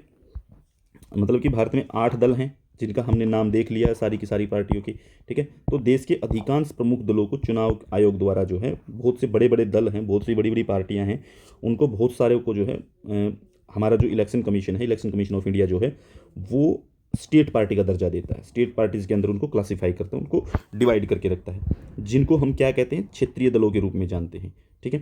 तो फिर भी इन दलों को जो है ये स्पष्ट करना जरूरी है, क्योंकि विचारधारा के दृष्टिकोण जो है वो क्या है, ठीक है, उनको इस चीज़ की ज़रूरत पड़ती है, तो वो हमें बताने की जरूरत है। तो इसमें कुछ दल हैं जो अखिल भारतीय दल हैं, यानी कि अखिल भारतीय का मतलब है कि जो ऑल इंडिया के तौर पर काम करते हैं, जैसे कि RJDU, JDU, DIMK जो हैं, AIDMK जो ये काम करते हैं, बहुत ज़्यादा हाईलाइट रहते हैं, ठीक है। जो खाली कुछ राज्यों में सफल मतलब कि हैं तो पूरे देश के अंदर पॉपुलर, लेकिन वो सफलता उनको कुछ राज्यों में मिली है, ठीक है, ठीक है। भारतीय सोसाइटी जो है, इंडियन सोसाइटी जो है, उसके अंदर कई जातीय, कल्चरल, लैंग्वेज, रिलीजियस और जो वो एथनिक समूह जो हैं, कास्ट बेस्ड समूह जो है वो हमें देखने को मिल जाएंगे, जो हमें बताते हैं कि जो क्षेत्रीय दलों की उत्पत्ति जो है उन्हीं के कारण होती है। यानी कि क्षेत्रीय दल अगर उभर करके आते हैं, जो रीजनल पार्टीज हैं, जो स्टेट पार्टीज जो उनके आती हैं, रीजनल पार्टीज के उभरने के पीछे, उनकी उत्पत्ति के पीछे, उनके विकास के पीछे, उनके डेवलपमेंट के पीछे, इवोल्यूशन के पीछे, ठीक है, वो क्या कारण हो सकते हैं, वो हो सकते हैं जातीय कारण हो सकते हैं, कल्चरल हो सकता है, लैंग्वेज हो सकता है, रिलीजियस हो सकता है, एथनिक हो सकता है, जाति कास्ट हो सकती है, ठीक है। तो इसमें जो क्षेत्रीय दल जो है वो पहचान की राजनीति को बहुत फोकस करते हैं, ठीक है, पहचान के लिए बात करते हैं, वो स्टेट के दर्जे की बात करते हैं, ऑटोनॉमी की बात करते हैं, डेवलपमेंट की बात करते हैं, इन मुद्दों को लेकर के ये उभरते हैं। देखिए, इनके कारण उभरते हैं, इनके मुद्दे ये भी हो सकते हैं, पहचान को लेकर के, राज्य का दर्जा लेना है उसके लिए, स्वायत्तता लेनी है उसके लिए, डेवलपमेंट करनी है उसके लिए। तो ये जो सब्जेक्ट हैं, ये जो विषय हैं जितने भी, इनको लेकर के वो उभर करके आते हैं। ठीक है, अगर हम बात करें स्वायत्ता की, स्वायत्ता में क्या होता है कि स्वायत्ता में राज्यों को अधिक शक्तियों की मांग की जाती है। जैसे कि हम जो है यहाँ पे अगर बात करें कि जैसे टीडीपी पार्टी है, टीडीपी पार्टी है, तेलुगु देशम पार्टी, ये आंध्र प्रदेश में काम करती है। ये क्या कहती है कि हमें स्पेशल स्टेटस चाहिए। तो ये किस चीज़ की स्पेशल शक्तियाँ मांग रही है, पावर मांग रही है। जैसे जम्मू कश्मीर और में जो है वो राष्ट्रीय सम्मेलन करवाया गया था इसी चीज़ को लेकर के। जम्मू और कश्मीर में एक जो है नेशनल कॉन्फ्रेंस हुई थी इसी चीज़ को लेकर के, स्वायत्ता को लेकर के। फिर राज्य का दर्जे की डिमांड क्या हो सकती है? राज्य के दर्जे की डिमांड हो सकती है कि एक इंडिपेंडेंट स्टेट बनाया जाए। ठीक है, इंडिपेंडेंट स्टेट, जैसे कि तेलंगाना राष्ट्र समिति ने जो अलग तेलंगाना राज्य की मांग की थी। ठीक है, इसको आप क्या कह सकते हैं, मतलब कि तेलंगाना राष्ट्र समिति नाम से एक पॉलिटिकल पार्टी है जिसने अलग स्टेट की डिमांड की थी। ठीक है, टीआरएस बोलते हैं उसको, टीआरएस पार्टी है वहाँ पे, तेलंगाना राष्ट्र समिति इसको बोलते हैं। तेलंगाना राष्ट्र समिति टीआरएस पार्टी है जो वो काम करती है वहाँ पे। उसने जो है अलग स्टेट बनवाया, 2014 में तेलंगाना को स्टेट बना दिया गया था, जून 2014 में। पहचान में अगर हम बात करें कि पहचान किस तरीके की, किस तरीके का मुद्दा है पहचान में बात होती है कि कोई कल्चरल समूह हो सकता है जो अपने अधिकारों की मान्यता के लिए लड़ रहे हैं। ठीक है, जैसे महाराष्ट्र में शिवसेना है। ठीक है, या दलितों की पहचान के लिए लड़ने वाली डीएमके है। डीएमके जो तमिलनाडु में काम करती है, डीएमके जो है वो क्या काम करती है? दलितों की पहचान के लिए। ठीक है, इसलिए वो हमेशा सत्ता में भी रहते हैं, एआईडीएमके और डीएमके। ठीक है, ये हैं दो पार्टियां वहाँ काम करती है जो कल्चरल तौर पे अपनी पहचान को डिसाइड करके बताते हैं कि हमारी पहचान ये है, उस तरीके से डिमांड करते हैं, उस तरीके से पॉलिटिकल पार्टी बनते हैं। फिर विकास के मुद्दे को अगर हम बात करें, विकास का मुद्दा लेकर के, यानी कि कोई क्षेत्रीय दल जो है वो इसको मुद्दा बना सकता है कि केवल वे ही है किसी विशेष क्षेत्र के लोगों की विकास की बात कर सकते हैं। जैसे झारखंड की बात हुई थी, झारखंड को विकास के मुद्दे पे बनाया गया अलग। ठीक है, छत्तीसगढ़ को विकास के मुद्दे पे मध्य प्रदेश से अलग किया गया। तो इससे पॉलिटिकल पार्टी उभर के आती हैं। ठीक है, अलग पार्टी बनती हैं, उसी से नई नई पार्टियाँ उभर करके आती हैं।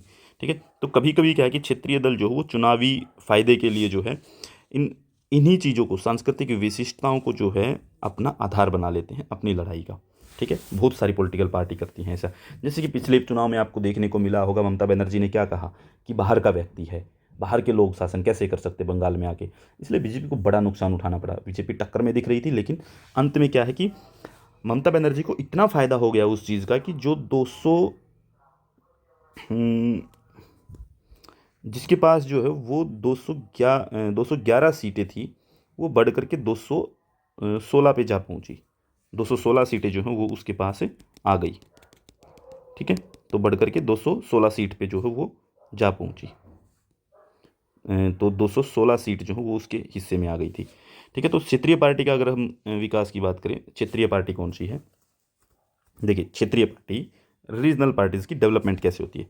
तो पिछले जो 4 दशक हैं, पिछले 40 साल से लगभग क्षेत्रीय दल जो है उनकी जो पावर जो है वो धीरे धीरे बढ़ती जा रही है और संख्या भी उनकी बढ़ रही है।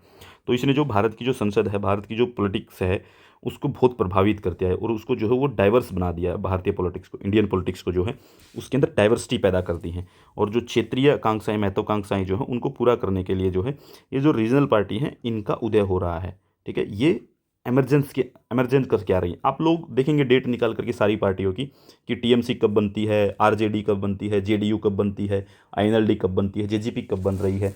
रीजनल पार्टियों की सारी डेट निकालिए। बीजेयू कब बनती है, ठीक है, बीजेडी, बीजू जनता दल जो जिसे आप कहते हैं, समाजवादी पार्टी कब बनती है, बहुजन समाज पार्टी कब बनती है, सभी की आप डेट देखेंगे। डीएमके, एआईडीएमके, इनकी डेट देखेंगे तो आपको 1970s के बाद की डेट मिलेगी, बहुत सारी पॉलिटिकल पार्टीज़ की।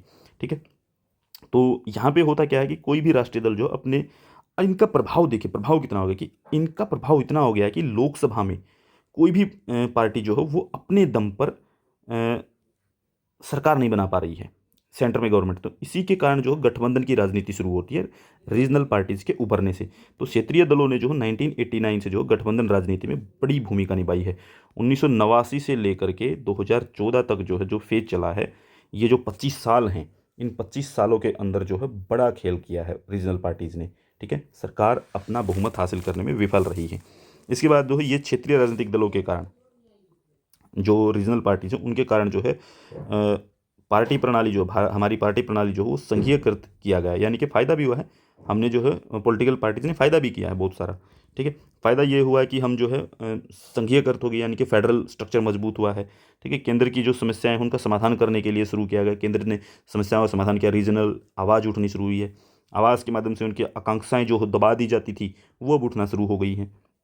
दलीय प्रणाली की विकसित होने से क्या है कि जो स्ट्रक्चरल सिस्टम है हमारा, मतलब कि सॉरी, जो फेडरल सिस्टम है उसकी जो है वो कोऑपरेटिव हो गया है, कोऑपरेटिव बनता चला गया है इनके कारण। फिर भारतीय पार्टी प्रणाली के, यानी कि इंडियन पॉलिटिकल सिस्टम के बारे में हम क्या करते हैं, Indian political parties, Indian party system के क्या क्या हम ये देखते हैं कि कब कौन सी पार्टी कब कैसे उभरी है, उन चीज़ों को देखते हैं, कब कौन सी पार्टी कैसे उभर के आई है, किस समय पे क्या स्थिति रही है। तो 1952 से 1964 में जो है क्या रहता है, राष्ट्रीय सहमति का युग था, यानी कि नेशनल कंसेंसस का युग था। तो उसमें क्या है कि नेहरू युग के नाम से मशहूर है। 1952 से 1964 तक 3 इलेक्शन होते हैं, तीनों इलेक्शन में कांग्रेस पार्टी जो है वो जीतती है। कांग्रेस पार्टी जो प्रमुख पार्टी बन के रहती है, क्योंकि यहाँ पे क्या होता है कि एक ही पार्टी प्रणाली चलती है। रजनी कोठारी ने जो है इसको कांग्रेस सिस्टम कहा है कि 1967 तक जो पार्टियां चलती हैं वहाँ तक कांग्रेस सिस्टम रहता है, क्योंकि एक ही छतरी के नीचे कांग्रेस पार्टी एक ही ऐसी पार्टी थी जो एक बड़ा अम्ब्रेला पार्टी थी। यहाँ पे क्या है कि सभी समुदायों को, सभी के इंटरेस्ट को, सभी विचारधाराओं को, उन सभी को जगह मिल जाती थी, यहीं पे उसको शामिल कर लेते थे। कई छोटे दल जो कांग्रेस के जो है वो उस समय पे भी थे, कांग्रेस के खिलाफ थे कुछ कई छोटे दल, लेकिन वो जो है मुख्य धारा में नहीं आ पा रहे थे, ठीक है। जिसके जो है मुख्य धारा में ना आने के कारण जो वो सिर्फ प्रेशर ग्रुप की तरह काम कर पा रहे थे। तो ये था उस समय पे। तो नेहरू के समय पे जो है एक ही पार्टी थी जो स्टेट में भी सरकार बना रही थी और जो है सेंटर में भी गवर्नमेंट बन रही थी। तो सेंटर में भी कांग्रेस थी, स्टेट में भी जो है वो कांग्रेस बनती थी। तो ये एक युग था उस समय का। फिर 1964 से 1977 एक असहज संक्रमण होता है। 1964 से 1977 में जो है एक थोड़ा सा डिफरेंस आता है चीज़ों में। जवाहरलाल नेहरू की डेथ हो गई थी, 1967 में इलेक्शन हुए, कांग्रेस सिस्टम टूटता है, कांग्रेस सिस्टम को जो है चुनौती मिलती है, और जो 8 राज्य हैं, 8 राज्यों में बहुमत हासिल करने में जो है कांग्रेस विफल हो जाती है। यानी कि 8 राज्यों में जो है वो नॉन कांग्रेस गवर्नमेंट बनती है 8 राज्यों में। तो लोकसभा में उसका जो बहुमत है, लोकसभा में भी उसका परसेंटेज घट जाता है सीटों का, वो 54% सीटें जीत पाती है लोकसभा में भी 1967 में, ठीक है। तो पूरे देश में जो क्षेत्रीय दलों का उदय होना शुरू हो जाता है, रीजनल पार्टी जो हैं पूरे देश में वो उभरना शुरू हो गई। तो कांग्रेस ने यहाँ पे ये भी देखा कि कांग्रेस पार्टी जो है वो यहाँ पे उसका प्रदर्शन जो वो निराशाजनक था। कांग्रेस ने जो है वो शक्ति संघर्ष की एक श्रृंखला को जन्म दे दिया, यानी कि यहाँ पे जो है पावर की पॉलिटिक्स, पावर पॉलिटिक्स को जो है वो जन्म दे दिया। किस कारण से कि उसकी टेक्निकली फॉल्ट आ गए थे वहाँ पे, ठीक है, कुछ निराशाजनक प्रदर्शन हो गया, वो सब चीज़ें। अंततः क्या होता है, 1969 में पार्टी का विभाजन हो गया, 1969 में पार्टी का विभाजन हो गया और 2 पार्टियां बन गई कांग्रेस से निकल गई। इंदिरा का वर्चस्व जो हो पार्टी में अलग दिखाई देता है, ठीक है।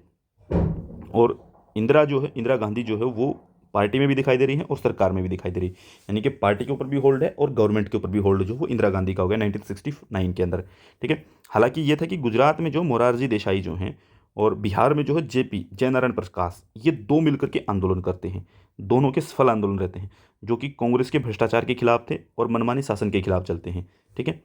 1975 में इन आंदोलन का चरम पहुंचता है, ये बिल्कुल पीक पे आते हैं, बिल्कुल पीक पे पहुंच जाते हैं ये आंदोलन, मोरारजी देसाई और जयप्रकाश नारायण वाले। जयप्रकाश नारायण जो है जून में जो है आंदोलन करते हैं 1975 में, बड़ा आंदोलन होता है। और इंदिरा गांधी ने जो भारतीय इतिहास में इन्हीं चीज़ों से डर करके पहली बार जो है वो इंटरनल एमरजेंसी लगाई थी, ठीक है। पहली बार इसको जो है इंटरनल एमरजेंसी, पहली और आखिरी बार भी, उसके बाद कभी नहीं लगी है, उससे पहले कभी नहीं लगी थी, तो पहली और आखिरी बार थी। 1977 और 80s में एक आम सहमति से क्या हुआ कि एक अंतर पार्टी संघर्ष की अवधि शुरू होती है, यानी कि कांग्रेस पार्टी से लीडर टूटने शुरू होते हैं। और टूटते हैं तो क्या होता है कि 1977 में कांग्रेस की सरकार चली जाती है। कांग्रेस की सरकार जैसे ही गई, नई सरकार बनती है जनता पार्टी की सरकार। तो 1977 में जनता पार्टी की सरकार बनती है और नया गठबंधन उभर करके सामने आता है। इससे क्या कि भारत में बहुदलीय व्यवस्था जो है उसका उदय होता है, ठीक है। मल्टी पार्टी सिस्टम जो है वो अब उभर करके सामने आता है 1977 के बाद में। इसमें किसी वैचारिक आम सहमति के बजाय जो है ये रखा गया था कि हम विचारधारा के तौर पे नहीं जुड़े हैं जनता दल के अंदर, जनता पार्टी जो बनी थी उसमें विचारधारा के तौर पे कोई नहीं जुड़ा हुआ था। वहाँ पे सिर्फ ये आम सहमति थी कि हम कांग्रेस के प्रभुत्व को तोड़ना चाहते हैं, कांग्रेस की सरकार हटानी थी, कोई मतलब नहीं था दूसरा कि हमें सिर्फ कांग्रेस हटानी है, कांग्रेस को हटाने का कोई तरीका निकाला जाए। इसलिए सारी रीजनल पार्टियां जो हैं वो एक साथ आती हैं और एक साथ आकर के चुनाव लड़ती हैं। और कई छोटे छोटे जो राजनीतिक पार्टी, छोटे छोटे दल थे जो वो एक साथ मिलते हैं। तो बहुत सारी पार्टियों का गठबंधन बनता है 1977 में, जिसे जनता पार्टी कहा गया, और जनता पार्टी ने नई सरकार बनाई। लेकिन वैचारिक तौर पे इनके बीच में था ही नहीं कुछ तालमेल घालमेल। तो यहाँ पे क्या हुआ कि नीति निर्माण में कमी आनी थी।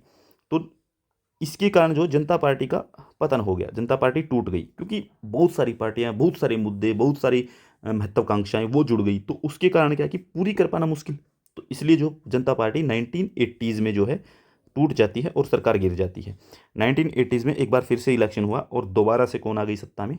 कांग्रेस। इंदिरा गांधी फिर से सत्ता में आ गई, 84 तक रहती हैं। अब 1980 से 1989 तक जो है केंद्र में एक बार फिर से कांग्रेस की सरकार रहती है, ठीक है। राज्य स्तर पर जो है वो नए नए क्षेत्रीय दल उभर करके आते। केंद्र में, सेंटर में तो कांग्रेस रही, ठीक है, 1980 से 1989 तक पूरे वोट मिलते उसे। लेकिन स्टेट लेवल पे जो है वो पॉलिटिकल पार्टियां उभरती हैं, नया संघर्ष खड़ा होता है, ठीक है। आर्टिकल 356 जो राष्ट्रपति शासन जो है वो कई स्टेट में लगाया जाता है 1989 में। कई स्टेट में, बहुत सारे स्टेट में, पंजाब में लगता है, जैसे JNK में लगता है कई बार, ठीक है। और इसी तरीके से जो हो वो जैसे मध्य प्रदेश में लगता है, छत्तीसगढ़ में लगता है, और छत्तीसगढ़ तो बना भी नहीं था उस टाइम पे। मध्य प्रदेश में लगता है, महाराष्ट्र में लगता है, कर्नाटक में लगता है। बहुत सारी जगहों पे जो है ये इस तरीके से थोपा जाता है 356 के तहत राष्ट्रपति शासन। हालांकि क्षेत्रीय दल इससे क्या है कि टूटे नहीं, मजबूत हुए, केंद्र की राजनीति में और अधिक मुखर होकर के बात करना शुरू की उन्होंने। तो 8वां जो लोकसभा चुनाव था 1984 में, आंध्र प्रदेश की एक क्षेत्रीय पार्टी तेलुगु देशम पार्टी, ठीक है, वो विपक्षी पार्टी के तौर पर उभर कर आती है। तो TDP कब बन गई? 1984 में, ठीक है। तो ध्यान रखनी है ये बात। तो TDP आती है 1984 में उभर करके लोकसभा चुनाव में आंध्र प्रदेश के अंदर। तो उसने क्या है कि वहाँ पे सारी सीटें जीत ली 84 में, ठीक है, लोकसभा चुनाव के अंदर। फिर 1989 से 2014 तक का दौर चलता है। इसको हम बोलते हैं, ये बहुप्रणाली है, बहुदलीय प्रणाली, ये मल्टी पार्टी सिस्टम का सबसे बड़ा दौर था, ठीक है। और इसी को जो है गठबंधन की राजनीति का दौर भी कहा जाता है 1989 से 2014 तक। तो राजीव गांधी की मृत्यु हो जाती है 1991 में। भ्रष्टाचार, कई चीज़ें और उभरती, भ्रष्टाचार के मामले उभरते हैं। बोफोर्स कांड उभरता है, बोफोर्स का घोटाला आता है 1987 में, ठीक है, 1987 में बोफोर्स घोटाला आता है। इकोनॉमिक संकट आता है 1991 में, इकोनॉमिक क्राइसिस। फिर सभी ने क्या है कि गठबंधन के एक युग के रूप में बड़ा काम किया। ये जो चीज़ें थी, इन चीज़ों के कारण जो चीज़ें टूटती चली गई, बिखरती चली गई, आरोप लगते चले गए। इससे क्या है कि पार्टियां टूट रही हैं तो नए वोटर शिफ्ट हो रहे हैं, वोटर अपनी दूसरी जगह ले रहा है। तो यहाँ क्या है कि नया सेट हो रहा है मामला, गठबंधन की राजनीति नए तरीके से आ रही है, ठीक है। तो यहाँ पे गठबंधन की सरकारों का लगभग जो है वो 25 साल तक दौर चलता है, 2014 तक, ठीक है। तो बहुदलीय प्रणाली के विकास के परिणाम स्वरूप यहाँ पे क्या हुआ कि गठबंधन की राजनीति वो आधुनिक युग में अस्तित्व में आ जाती है।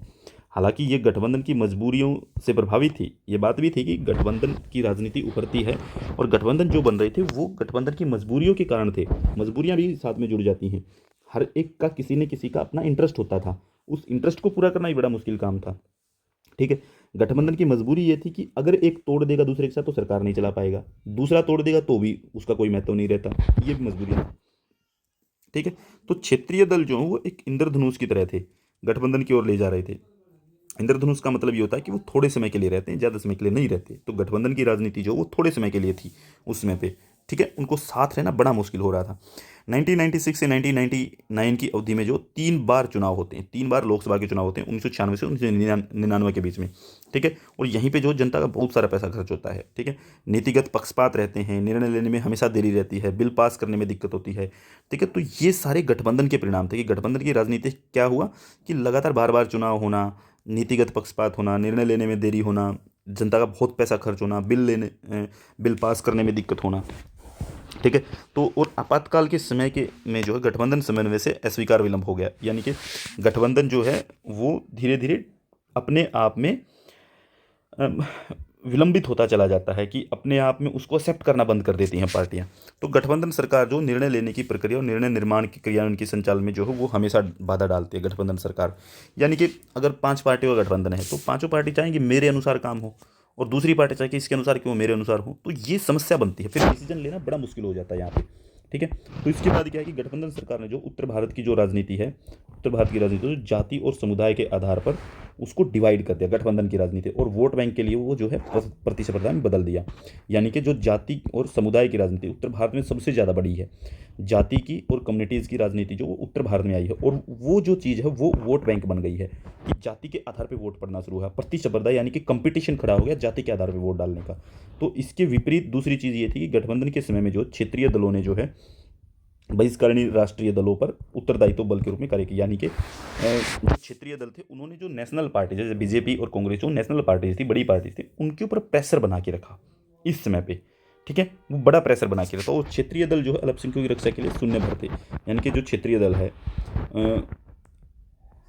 जो रीजनल पार्टीज हैं, वो जो अल्पसंख्यक होते हैं, माइनॉरिटीज होते हैं, उनकी जो डिमांड होती है उनको प्रोटेक्शन करने के अंदर उनके बीच में जो खाली जगह है उसको भरने का काम करते हैं, उस प्रोटेक्शन को भरने का काम करते हैं, यानी कि ये प्रोटेक्शन प्रोवाइड करने में कामयाब हो जाते हैं। तो गठबंधन की राजनीति जो राज्यों से क्षेत्रीय दलों के सशक्तिकरण का मार्ग प्रशस्त कर दिया, यानी कि जो क्षेत्रीय दल हैं वो ज़्यादा एम्पावर हो गए, ज़्यादा मजबूत हो गए, ये हो गया। और फिर जो है एक ट्रू फेडरलिज्म जो उसकी खोज भारत ने की, एक फेडरलिज्म की जो सही पहचान जो वो इन 25 सालों में देखने को मिलती है हमें, 1989 से 2014 के बीच में।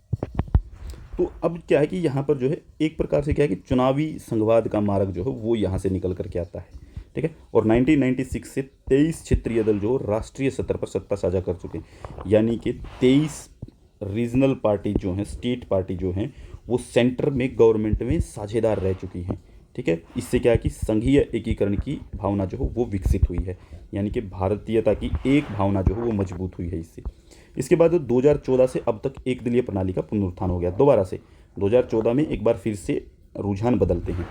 2014 से 2019 के दोनों आम चुनाव के अंदर गठबंधन की जो राजनीति है उसके 25 साल की मजबूरियों को तोड़ दिया है, यानी कि अब क्या है कि यहाँ पे एक ही पार्टी बीजेपी ने जो है वो अपने दम पर पूर्ण बहुमत हासिल किया है। 2014 में जो है उसको कितनी सीटें मिलती हैं, 282 सीट, और 2019 में उसको कितनी मिलती हैं, 303 सीट, यानी कि बहुमत का आंकड़ा अकेली पार्टी ने पार किया। लेकिन बात यह भी है इसके साथ में जो वो क्षेत्रीय पार्टियां जो हैं वो भी मिली हुई हैं। क्षेत्रीय पार्टियों को कुल मिलाकर के 27 पार्टियों ने मिलकर के गठबंधन कर रखा है। उन 27 पार्टियों की वोट भी इसको मिली हुई है साथ में, उनसे 303 282 तक पहुंच गई हैं। तो क्षेत्रीय पार्टियों का दृष्टिकोण जो है अब लेकिन धीरे धीरे कमजोर हुआ। केंद्र राज्य संबंधों के बीच में जो है वो जो संघर्ष था वो अब कम हो रहा है, यानी कि अब संघर्ष इस तरीके से बढ़ेगा कि रीजनल पार्टीज़ की वैल्यूज़ नहीं देखी जा रहेंगी। ठीक है, तो यहाँ पे सहकारी सौदेबाजी की जो प्रवृत्ति है वो अब दिखाई दे रही है, यानी कि कोऑपरेटिव फेडरलिज्म जो है, सौदेबाजी वाला सिद्धांत जो वो दिखाई दे रहा है अब। इसके बाद है अब केंद्र राज्य संबंधों में जो है सौदेबाजी का संघवाद किसने कहा है, ये हमारा, ये याद करके मुझे कमेंट करके बताइए कि भारत को जो है वो सौदेबाजी का संघवाद कहा है। मैं ऑप्शन देता हूँ, ग्रैनविल ऑस्टिन, पोलार ब्रास, केसी वियर, या फिर एक थिंकर और रह गई आपकी, वो और ऑप्शन में ले लेना, आंसर ही हो जाएगा फिर तो। ठीक है, तो ये दें मॉरिस जॉनसन वो चौथा आंसर। ठीक है, तो इनको देख लेना कोई किसने कहा है। ठीक है, तो यहाँ पे केंद्र राज्य संबंधों में वित्तीय समस्या जो है वो जा मुख्य केंद्र में है, यानी कि सेंटर स्टेट रिलेशन की अगर हम बात करेंगे यहाँ पे, तो जो फाइनेंशियल प्रॉब्लम है वो ज़्यादा सेंटर में रहती है, वो ज़्यादा ध्यान को खींचती है। तो क्षेत्रीय दलों ने जो राष्ट्रीय एकता और राष्ट्र निर्माण की प्रक्रिया को एक नया आयाम जो है वो प्रदान किया है। हम अगर बात करते हैं तो इस समय पे तो क्षेत्रीय दलों ने जो भारत में केंद्र राज्य संबंधों की प्रकृति पर एक मजबूत प्रभाव डाला है। ठीक है, तो इससे हम ये कह सकते हैं कि जो बहुजातीय, बहुनस्लीय, बहुधार्मिक और बहुभाषाई समाजों में जो वयस्क मताधिकार पर आधारित हैं, तो लोकतांत्रिक प्रणाली का स्वाभाविक परिणाम है। इस प्रकार जो उनका विकास लोकतंत्र की संपूर्ण भावना के साथ तालमेल में है। तो यानी कि इन्होंने जो वो कुछ गलत नहीं किया, वो ठीक ही किया है। ठीक है, तो ये बात भी सही समझने में है कि ये जो पॉलिटिकल पार्टीज़ हैं ये काफ़ी जो है प्रभावी रही हैं, और इन पॉलिटिकल पार्टीज़ का एक गठबंधन की राजनीति का देश में होना ये बहुत ज़रूरी है। ठीक है, गठबंधन की सरकार जब भी बनती है तो देश में डेमोक्रेसी मजबूत होती है, कमज़ोर नहीं होती है। ठीक है, और जो क्षेत्रीय आकांक्षाएं हैं वो पूरी हो जाती हैं, क्षेत्रीय जो महत्वाकांक्षाएं हैं वो पूरी होती हैं। किसी भी स्टेट को जो दबाया नहीं जा सकता फिर उससे। ठीक है, वो आगे बढ़ने में सहयोग करती हैं उससे। आगे देखिए, आगे ये आपके सामने वो सारी चीज़ें हैं जो कि पॉलिटिकल पार्टीज़ हैं। 52 रिकॉग्नाइज स्टेट पार्टी 53 हैं, इसको 53 कर लेना, आम आदमी पार्टी इसमें है। ठीक है, तो ये पार्टीज़ हैं आपको दिखाई दे जाएंगी। YSR कांग्रेस जो है ये आपको दिखेगी। ठीक है, तेलुगु देशम पार्टी दिखेगी, पीपल्स पार्टी अरुणाचल प्रदेश दी। मुख्य मुख्य पार्टियाँ देख लीजिए, जैसे कि YSR कांग्रेस है, इसका नाम याद रखिए आप। टीडीपी जो है इसका नाम याद रखिए, और इनके चुनाव चिन्ह बहुत जरूरी है याद रखने, ठीक है। इनके चुनाव चिन्ह याद रखने जरूरी है, उनके लीडर याद रखने, जैसे YS जगन मोहन रेड्डी जो है इसके लीडर हैं, N चंद्रबाबू नायडू इसके लीडर हैं, ठीक है। फिर जैसे peoples party of Arunachal Pradesh, इसका थोड़ा ज़्यादा जरूरी नहीं है, ठीक है। जनता दल यूनाइटेड, ये भी इतनी जरूरी नहीं है। जनता दल नहीं, बहुत ज़रूरी है, बहुत जरूरी, सॉरी, ये JDU पार्टी है, ये इसके अंदर जो है नीतीश कुमार की पार्टी, ये बहुत ज़रूरी है। 2003 में सोशलिज्म, सेकुलरिज्म, इंटीग्रल ह्यूमनिज्म, ये बहुत इंपॉर्टेंट पार्टी है, ठीक है। इसके बाद जनता दल सेकुलर जो है JDU, ठीक है, जनता दल यूनाइटेड, जनता दल सेकुलर, ये इसके बाद है HD देवगौड़ा की पार्टी है, ये एक पार्टी, ठीक है। ये इतनी इंपॉर्टेंट नहीं है, इसको बेशक आप रख भी सकते हैं, ठीक है। सेकुलरिज्म का इसका कॉन्सेप्ट है, ठीक है। उसके बाद जैसे all India United democratic front, ये भी इतना जरूरी नहीं है, ठीक है। असम गण परिषद, ये थोड़ा सा जरूरी हो जाता है, असम गण परिषद का नाम आपको याद रखना, कई बार नाम उठता है, ठीक है। इसके बाद जो है बोडोलैंड पीपल्स फ्रंट, ठीक है, United People's Liberal, Communist Party of India, Marxist, ML, ये ML वाली पार्टी, इसका भी इतना जरूरी नहीं है कि आपको निशान याद रखना पड़े, ठीक है। राष्ट्रीय जनता दल RJD बहुत ज़रूरी है, बिहार के अंदर, झारखंड के अंदर लालू प्रसाद यादव और तेजस्वी यादव जो हैं वो इनके हैं, ठीक है। सोशलिज्म की पार्टी है, सेंट्रल लेफ्ट की तरफ जाती है, ठीक है। जनता कांग्रेस छत्तीसगढ़, ये भी इतनी ज़रूरी नहीं है, ठीक है। रेणु जोशी की पार्टी ही है, ठीक है। मुझे जो जहाँ तक लगता है, जैसे इंडियन नेशनल लोक दल, ये भी इतनी ज़रूरी नहीं रही है अभी। जननायक जनता पार्टी, ये भी इतनी अभी तक नहीं सामने आ पाई है। जम्मू कश्मीर नेशनल कॉन्फ्रेंस, ये बहुत ज़रूरी है, इसको याद रख लेना, इसका चुनाव चिन्ह याद रख लेना, क्या इसका काम है वो याद रख लेना। Jammu and Kashmir national party, ये भी याद रखने की ज़रूरत है, ठीक है। फिर है जैसे इसके बाद जो और पार्टीज़ देखें तो all Jharkhand students union, Jammu and all Jharkhand students union, ये भी है। झारखंड मुक्ति मोर्चा भी पार्टी है, झारखंड मुक्ति मोर्चा, ये वाली पार्टी भी याद रखनी है आपको, ठीक है। कई बार पूछ लेते हैं इनके बारे में। इंडियन यूनियन मुस्लिम लीग, ठीक है, इसकी ज़रूरत नहीं पड़ेगी आपको। केरल कांग्रेस जो है, इसकी भी ज़रूरत नहीं पड़ेगी। रेवोल्यूशनरी सोशलिस्ट पार्टी, इसकी ज़रूरत पड़ सकती है आपको, ठीक है। इसके बाद जो है आगे चलते हैं, शिवसेना, इसका नाम याद रखना जरूरी है, ये बहुत ज़रूरी है। शिवसेना उद्धव बालासाहब ठाकरे, ये भी आपको याद रखनी है। अब इसका भी कभी न कभी बेड़ा गर्क होने वाला, शिवसेना उद्धव बालासाहब ठाकरे जो है, ये अब डिसाइड हो चुकी है, ठीक है। और जैसे ये है ना शिवसेना, एक दूसरी Shiv Sena, right wing to far right, ये एकनाथ शिंदे, अब ये इसके अंदर मर्ज, इसको कैप्चर कर लिया है, ये समझ लीजिए आप। शिवसेना को, उद्धव बालासाहब ठाकरे वाली पार्टी को अब कैप्चर किया जा रहा है, ठीक है, महाराष्ट्र के अंदर।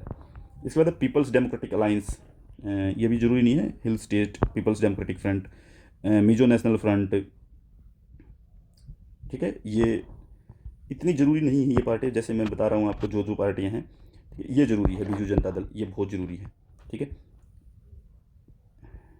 इसके बाद जो और कोई पार्टी देखते हैं तो बीजू जनता दल, ये संख वाली आई गई आपके साथ में। ऑल इंडिया NR कांग्रेस, ठीक है, ये भी है। पट्टल मक्कल काची शिरोमणि अकाली दल, ये इंपॉर्टेंट है। राष्ट्रीय लोकतांत्रिक party, Sikkim democratic party, Sikkim क्रांतिकारी मोर्चा, देसाई मोरपुर द्रविड़ कगजम, ये DMD की, ठीक है। ऑल इंडिया अन्ना द्रविड़ मुनेत्र कगजम, ये भी इंपॉर्टेंट है, ठीक है। द्रविड़ मुनेत्र कगजम, ये इंपॉर्टेंट है, ठीक है, ये इंपॉर्टेंट है। All India Muslims Ittehadul Muslimeen, ठीक है, ये भी इंपॉर्टेंट है। इसके बाद है भारतीय राष्ट्रीय समिति, ये इतनी ज़रूरी नहीं है। Indigenous People's Front of Tripura, IPT, ये थोड़ी सी ज़रूरी है सेंट्रल राइट की तरफ। अपना दल, ये थोड़ी ज़रूरी है, अपना दल सेंट्रल राइट है। अनुप्रिया पटेल, इनका नाम याद रखना है आपको। फिर राष्ट्रीय लोक दल RLD, ये भी बहुत ज़रूरी पार्टी है, इनका भी। समाजवादी पार्टी बहुत ज़रूरी है। तो ये कुछ रिकॉग्निशन है इन पार्टीज़ के, ये आपको याद रखने ज़रूरी है। अब आपका एक टॉपिक और बचता है इलेक्टोरल रिफॉर्म का, इस लास्ट टॉपिक को और कर लेते हैं, ठीक है। थोड़ा इसमें लगेगा, इसमें ज़्यादा समय नहीं लगने वाला है, ठीक है। देखिए, हमने बहुत सारी चीज़ें देखी हैं। हमने देखा है कि पॉलिटिकल पार्टीज जो आती हैं, सत्ता में इलेक्शन होता है, इलेक्शन जब भी होता है तो देश के अंदर हिंसा भी भड़कती है, इलेक्शन में कमियां भी दिखाई देती हैं, बोगस वोट भी पड़ते हैं, और साथ में ये भी पता चलता है कि हमें किन चीज़ों की ज़रूरत पड़ रही है, किस तरीके से इलेक्शन होना चाहिए, ठीक है। बूथ कैप्चरिंग भी होती है और पैसे का बहुत प्रयोग होता है। तो इस तरीके की चीज़ों को रोकने के लिए कुछ रिफॉर्म की ज़रूरत पड़ती है। ठीक है। तो यही रिफॉर्म जो है वो होते हैं चुनाव सुधार। तो यहाँ पे क्या है कि इसी चीज़ को ठीक करने के लिए जो लगातार चुनाव सुधार किए जाते हैं। तो भारत के मतदाता जो संसद लोकसभा के 543 सदस्य जो हैं उनको चुनते हैं, संसद में चुनाव करके भेजते हैं। तो दुनिया के 7वें बड़े और दूसरी सबसे अधिक आबादी वाला देश, यानी कि दुनिया का भारत जो है वो क्षेत्र के हिसाब से जो वो 7वां सबसे बड़ा देश है और आबादी के हिसाब से जो वो दूसरा सबसे बड़ा देश है। ठीक है। तो यहाँ पे निर्वाचन अधिकारियों पर अनुचित रूप से राजनीतिक दबाव डाले जा सकते हैं, यानी कि इतना बड़ा देश होने के बाद क्या है कि जो इलेक्शन करवाने वाले अधिकारी होते हैं उनके ऊपर जो पॉलिटिकल प्रेशर रहता है। ठीक है। जिससे क्या है कि एक फ्री एंड फेयर इलेक्शन करवाना बड़ा मुश्किल काम हो जाता है। और भारतीय समाज में सत्तारूढ़ दल जो है, जो सत्ता में पार्टी होती है, वो जो गवर्नमेंट की मशीनरी है, सरकारी मशीनरी जो है उसका गलत उपयोग करता है। ठीक है। तो उसको भी रोकना बड़ा मुश्किल होता है जब भी विपक्षी दल जो है वो सत्तारूढ़ हो जाए। देखो, इसके खिलाफ आवाज़ तो उठाते हैं कि जैसे कांग्रेस पार्टी आवाज़ उठा रही होगी अभी कि सरकार जो है, भारत सरकार जो है वो इलेक्शन कमीशन का गलत यूज़ कर रही है। लेकिन जब भी सत्ता में दूसरी पार्टियां जो विरोध कर रही थी, फिर वो क्या कि वो विपक्षी दल भी जो है वो इससे दोष मुक्त नहीं, वो भी ऐसा ही करने की कोशिश करता है। ठीक है। भारतीय चुनाव प्रणाली की सबसे बड़ी खामी ये है कि चुनाव से पूर्व जो है मतदाता सूची जो है, यानी कि वोटर लिस्ट जो है वो कंप्लीट ही नहीं कर पाते हैं। ठीक है। ये भी एक बड़ी समस्या है। फिर निर्दलीय उम्मीदवारों की संख्या जो वो लगातार देश में बढ़ती जा रही है, ये बड़ी एक समस्या है। ऐसा क्या हो रहा है कि निर्दलीय उम्मीदवार ज़्यादा काम कर रहे हैं और निर्दलीय उम्मीदवार जो वो क्या कर रहे हैं, वोट काटने का काम कर रहे हैं। ठीक है। इसके लिए जो है अतिरिक्त क्या है कि बहुत सारी चीज़ें ऐसी कि जाली और फर्जी मतदाता पहचान पत्र बन रहे हैं। ठीक है। निर्वाचन आयोग के पास अपना स्वतंत्र कर्मचारी नहीं होना, ये बहुत दिक्कत है कि इलेक्शन कमीशन के पास जो हो अपने कर्मचारी नहीं, वो टीचर्स को, डॉक्टर्स को, इन लोगों को भेजते रहते, पुलिस वालों को इलेक्शन करवाने में। फिर है जैसे कि स्वतंत्र और निष्पक्ष चुनाव प्रभावित करने वाले कारक कौन से, यानी कि फ्री एंड फेयर इलेक्शन करवाना हो तो हमें उसको प्रभावित करने वाले कारक ढूंढने पड़ते हैं। कौन से कारक, कौन से फैक्टर हैं जो एक फ्री एंड फेयर इलेक्शन को इफेक्ट करते हैं। तो हम देखते हैं कि आपराधिक रिकॉर्ड का ब्यौरा जो है वो नहीं दिया जाता है। ठीक है। संपत्ति जो है उसका पता नहीं चलता, उसकी इनकम क्या है, उसकी एजुकेशनल बैकग्राउंड क्या है, एजुकेशनल क्वालिफिकेशन क्या है, वो नहीं पता चलती हैं। दूसरी चीज़, चुनाव में बढ़ती हुई धन की माया, यानी कि पैसा ज़बरदस्त तौर पे खर्च किया जाता है। इससे क्या है कि चुनाव व्यवस्था जो है वो ख़राब हो जाती है। ठीक है। और चुनाव में अगर पैसा पानी की तरह जब बहाया जाएगा तो वहाँ पे क्या है कि एक आम व्यक्ति वो चुनाव नहीं लड़ सकता है। सामान्य व्यक्ति निर्वाचन की प्रक्रिया से दूर हो जाएगा, गरीब व्यक्ति कैसे लड़ेगा। तो पिछले कुछ वर्षों में जो कानून सम्मत असल खर्चों को काफ़ी बढ़ा दिया गया है, यानी कि काफ़ी खर्चे बढ़ा दिए गए हैं कानून के थ्रू भी। ठीक है।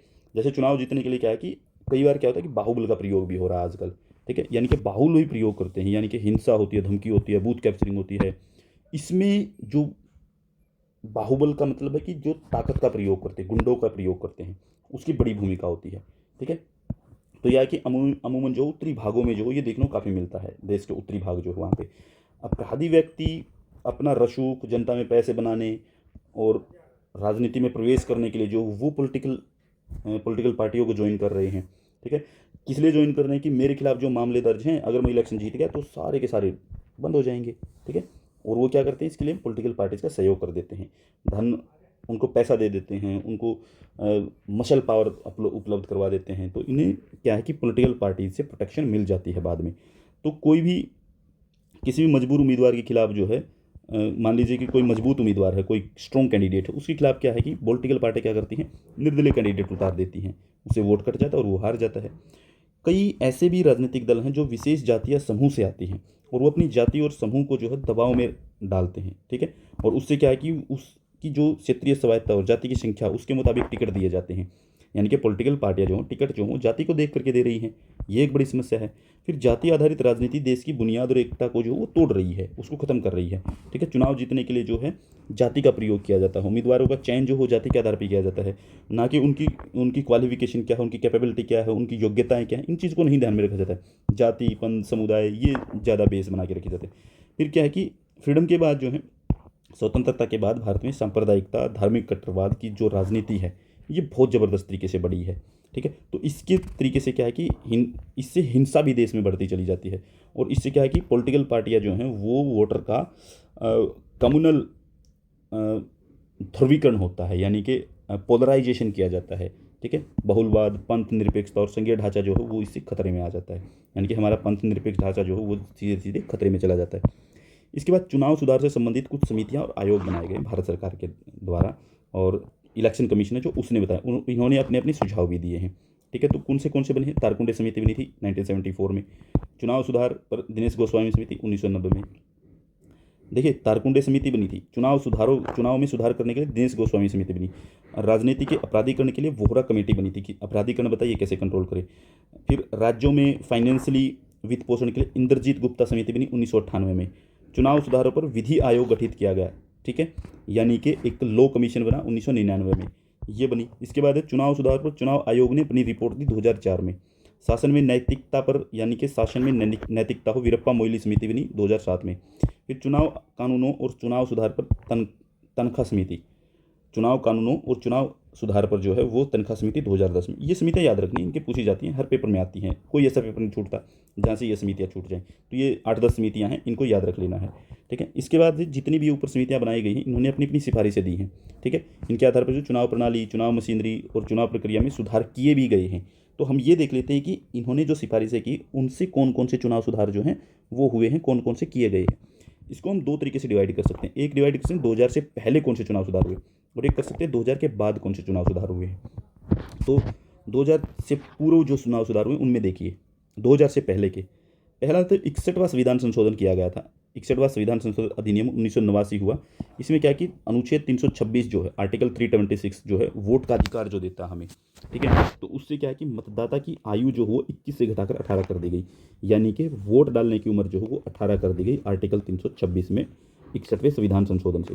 इसके बाद जो चुनाव कार्यों में जो अधिकारी लगे होते हैं, कर्मचारी जो हैं, चुनाव की अवधि के दौरान जो है चुनाव आयोग के प्रतिनियुक्ति माना जाएगा, यानी कि जो चुनाव कर्मचारी जो हैं उनको जो है चुनाव के अंदर जो अधिकारी लगे होते हैं, कर्मचारी लगे होते हैं, उनको चुनाव आयोग का कर्मचारी माना जाएगा, ठीक है, और वो चुनाव आयोग के कंट्रोल में रहेंगे, ठीक है। इसके बाद जो है नामांकन पत्रों को लेकर के प्रस्ताव की संख्या 10% का इजाफा किया गया, ठीक है।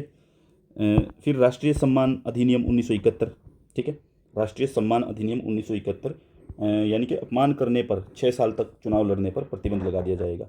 ये अधिनियम आता है, राष्ट्रीय सम्मान अधिनियम 1971। अगर कोई आपका अपमान करता है, मानहानि करता है, तो 6 साल तक जो चुनाव लड़ने पे बैन लगा दिया जाए। फिर 2 से अधिक निर्वाचन क्षेत्रों पर चुनाव लड़ने पर प्रतिबंध लगा दिया कि आप 2 से ही लड़ सकते हैं, 2 से ज़्यादा पे नहीं लड़ सकते, ठीक है। अगर उम्मीदवार की मौत हो जाती तो चुनाव स्थगित नहीं होगा, चुनाव चलता रहेगा, ठीक है। इसी चरण में जो है अब तक के सबसे बड़े चुनाव सुधारों में इलेक्ट्रॉनिक वोटिंग मशीन ईवीएम का प्रचलन आना शामिल है, यानी कि सबसे बड़ा सुधार जो वो ईवीएम का माना जाता है, ठीक है। इसका लक्ष्य जो चुनाव में क्या है कि एक तो हम निष्पक्ष चुनाव करा पाएँ, ठीक है, स्टिक करवा पाएँ, पारदर्शी बना पाएँ, यानी कि ट्रांसपेरेंट कर पाएँ, ठीक है। तो इससे क्या है कि जो स्वतंत्र चुनाव है वो करवाने में हमें आसानी हो जाएगी अगर हम ईवीएम का प्रयोग कर रहे हैं तो, ठीक है। तो इसके 2 उपक्रम हैं, सार्वजनिक क्षेत्र के 2 उपक्रमों में इसको डिसाइड किया है, यानी ईवीएम बनाई किसने थी। एक तो थी भारतीय इलेक्ट्रॉनिक लिमिटेड बेंगलोर, दूसरी थी electronic corporation of India limited Hyderabad, ठीक है। इनके सहयोग से जो भारतीय चुनाव आयोग द्वारा ईवीएम को तैयार किया गया, ये 2 इंस्टीट्यूशन आपको याद रखने, इन्होंने ईवीएम तैयार करवाई थी। फिर दिसंबर 1988 में जो संसद द्वारा कानून में संशोधन किया गया, संसद द्वारा कानून में संशोधन किया गया और जन प्रतिनिधि अधिनियम 1951 जो है उसके अंदर एक नई धारा जोड़ी गई, जिसमें कि आयोग को ईवीएम मशीन का उपयोग करने का अधिकार मिला। 1988 में जन प्रतिनिधि अधिनियम 1951 जो है उसके अंदर संशोधन होता है और ईवीएम के लिए एक नई धारा जोड़ी जाती है 1988 में, ठीक है। तो प्रयोग के तौर पर अगर हम देखें कि शुरुआत में कहाँ देखें, ईवीएम का पहली बार उपयोग हुआ 1998 में राजस्थान में, ठीक है, मध्य प्रदेश और दिल्ली के उपचुनाव के दौरान किया गया था, ठीक है। ये थोड़ा सा यहाँ पे हो सकता है टाइपिंग मिस्टेक हो, लेकिन इसको एक बार जरूर चेक करना। मुझे लग रहा है 1998 ही ना हो कहीं पे, ठीक है, क्योंकि इसके बारे में जो है कई रिकमेंडेशन आई थी। तो इसमें जो है ईवीएम के यूज़ के लिए जो राजस्थान में पहले यूज हुई थी 1998 में, राजस्थान और मध्य प्रदेश और दिल्ली के जो चुनाव हैं उनमें यूज़ की गई पहली बार, ठीक है। इसके बाद है 1999 में गोवा विधानसभा चुनाव में पहली बार ईवीएम का यूज हुआ था। ये यूज कहाँ पे हुई थी, ये उपचुनाव में यूज हुई है, उपचुनाव के अंदर, ठीक है, 1998 राजस्थान, मध्य प्रदेश और दिल्ली। जबकि कंप्लीटली विधानसभा की अगर हम बात करें तो 1999 गोवा विधानसभा में चुनाव में पहली बार ईवीएम का यूज हुआ था, ठीक है। फिर इसके बाद आता 2000 के बाद के चुनाव सुधार, इलेक्शन रिफॉर्म 2000 के बाद कौन से होते हैं। तो पहला आता है यहाँ पे एग्जिट पोल पे प्रतिबंध लग गया। आपको लग रहा है एग्जिट पोल तो आता है नहीं, जनप्रतिनिधि अधिनियम 1951 के तहत ये फैसला किया गया कि मतदान जैसे ही शुरू होता है, ठीक है, जैसे ही शुरू होती है वोटिंग शुरू होने से लेकर के मतदान समाप्त होने तक, जब तक मतदान खत्म होता है उसके आधे घंटे बाद तक एग्जिट पोल पे बैन लगा दिया गया, ये नहीं करेंगे आप, ठीक है। तो ये न्यूज़ चैनल को बैन कर दिया गया कि चुनाव शुरू हुआ उसके बाद के आधे घंटे तक, बंद होने तक। फिर लोकसभा और राज्य विधानसभा में चुनाव के दौरान, लोकसभा और राज्य विधानसभा में चुनाव के दौरान एग्जिट पोल के परिणाम प्रकाशित करने पर 2 वर्ष तक का जुर्माना हो सकता है। अगर आपने इस चीज़ को फॉलो नहीं किया जो ये दिया गया है तो आपको 2 साल तक की सज़ा, जुर्माना या फिर दोनों भी हो सकते हैं, ठीक है। इसके बाद चुनावी खर्च पर सीलिंग की गई है। दूसरा, लोकसभा सीट के लिए चुनावी खर्च की सीमा को बढ़ाकर के 70 लाख रुपए कर दिया गया है, और छोटे राज्यों में जो ये 70 लाख, जो छोटे राज्यों में इसको 28 लाख रखा गया है। लोकसभा में चुनाव को जो वो बढ़ाया गया, थोड़ा सीमा को बढ़ा करके। फिर पोस्टल बैलेट के माध्यम से मतदान, पोस्टल बैलेट के सरकारी कर्मचारी जो है, यानी कि अभी पोस्टल बैलेट से इलेक्शन होता है, पोस्टल बैलेट से वोट पड़ते हैं, तो सरकारी कर्मचारी जो वो पोस्टल बैलेट का यूज़ कर सकते हैं, ठीक है। क्योंकि वो क्या होता है कि वो वोट नहीं डाल पाते अपने क्षेत्र में, दूसरी जगह पर ड्यूटी करनी होती है, ठीक है। ड्यूटी करते हैं तो उनको वोट डालने का तो अधिकार है ही, तो पोस्टल बैलेट के माध्यम से जो मतदान अपनी अनुमति से वोट कर सकता है, ठीक है। तो विदेशों में रहने वाले जो भारतीय हैं, जो नागरिकों को जो है उनको भी मतदान का अधिकार दे दिया भारत सरकार ने, यानी कि विदेशों में कोई बैठा उसको अपनी पोस्टल बैलेट मिल जाए, वो इलेक्शन के लिए वोट भेज देगा। जिन्हें किसी अन्य देश की नागरिकता हासिल नहीं की हो, बात यह है कि दूसरे देश की नागरिकता नहीं होनी चाहिए, ठीक है, वही वोट डाल सकता है, और मतदाता सूची में ना होना चाहिए। फिर जागरूकता और प्रसार का काम किया है इलेक्शन कमीशन ने। इसने कहा कि युवा मतदाता को चुनावी प्रक्रिया में भाग लेने के लिए प्रोत्साहित करने हेतु भारत सरकार ने जो है वो 25 जनवरी को राष्ट्रीय मतदाता दिवस मनाते हैं, ठीक है। यानी कि अब वोटर डे कब है हमारा, 25 जनवरी को होता है, तो ये सिलसिला 2011 से शुरू होता है। 2011 से हमने जो है 25 जनवरी को नेशनल वोटर्स डे मनाना शुरू किया था, ठीक है। फिर जैसे 20,000 रुपये का जो राजनीतिक चंदा है, पॉलिटिकल जो डोनेशन है, उसको जो है चुनाव आयोग को सूचना देनी पड़ेगी किसी भी पॉलिटिकल पार्टी को, अगर उसको 20,000 से ज़्यादा का चंदा मिलता है तो। फिर जैसे नोटा का प्रयोग शुरू हुआ है। नोटा का प्रयोग कैसे शुरू होता है? नोटा का प्रयोग जो है 2013 से नोटा की व्यवस्था लागू की गई है, ठीक है।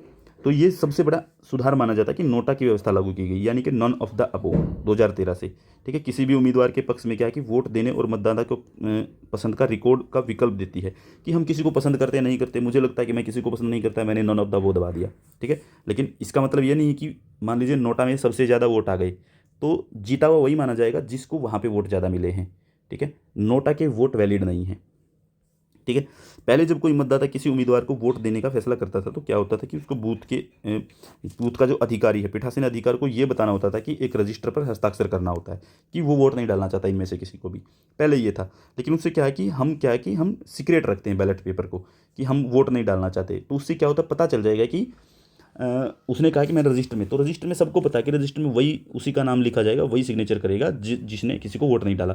तो अब क्या है कि इसको रोकना था कि हम जब कहते हैं कि गुप्त मतदान होगा तो गुप्त मतदान रहा नहीं, उसका पता चल गया कि इसने वोट नहीं किया किसी को भी, ठीक है। तो गुप्त मतदान को बनाने के लिए जो है इन्होंने क्या है नोटा जो वो मशीन में फिट कर दिया, ठीक है।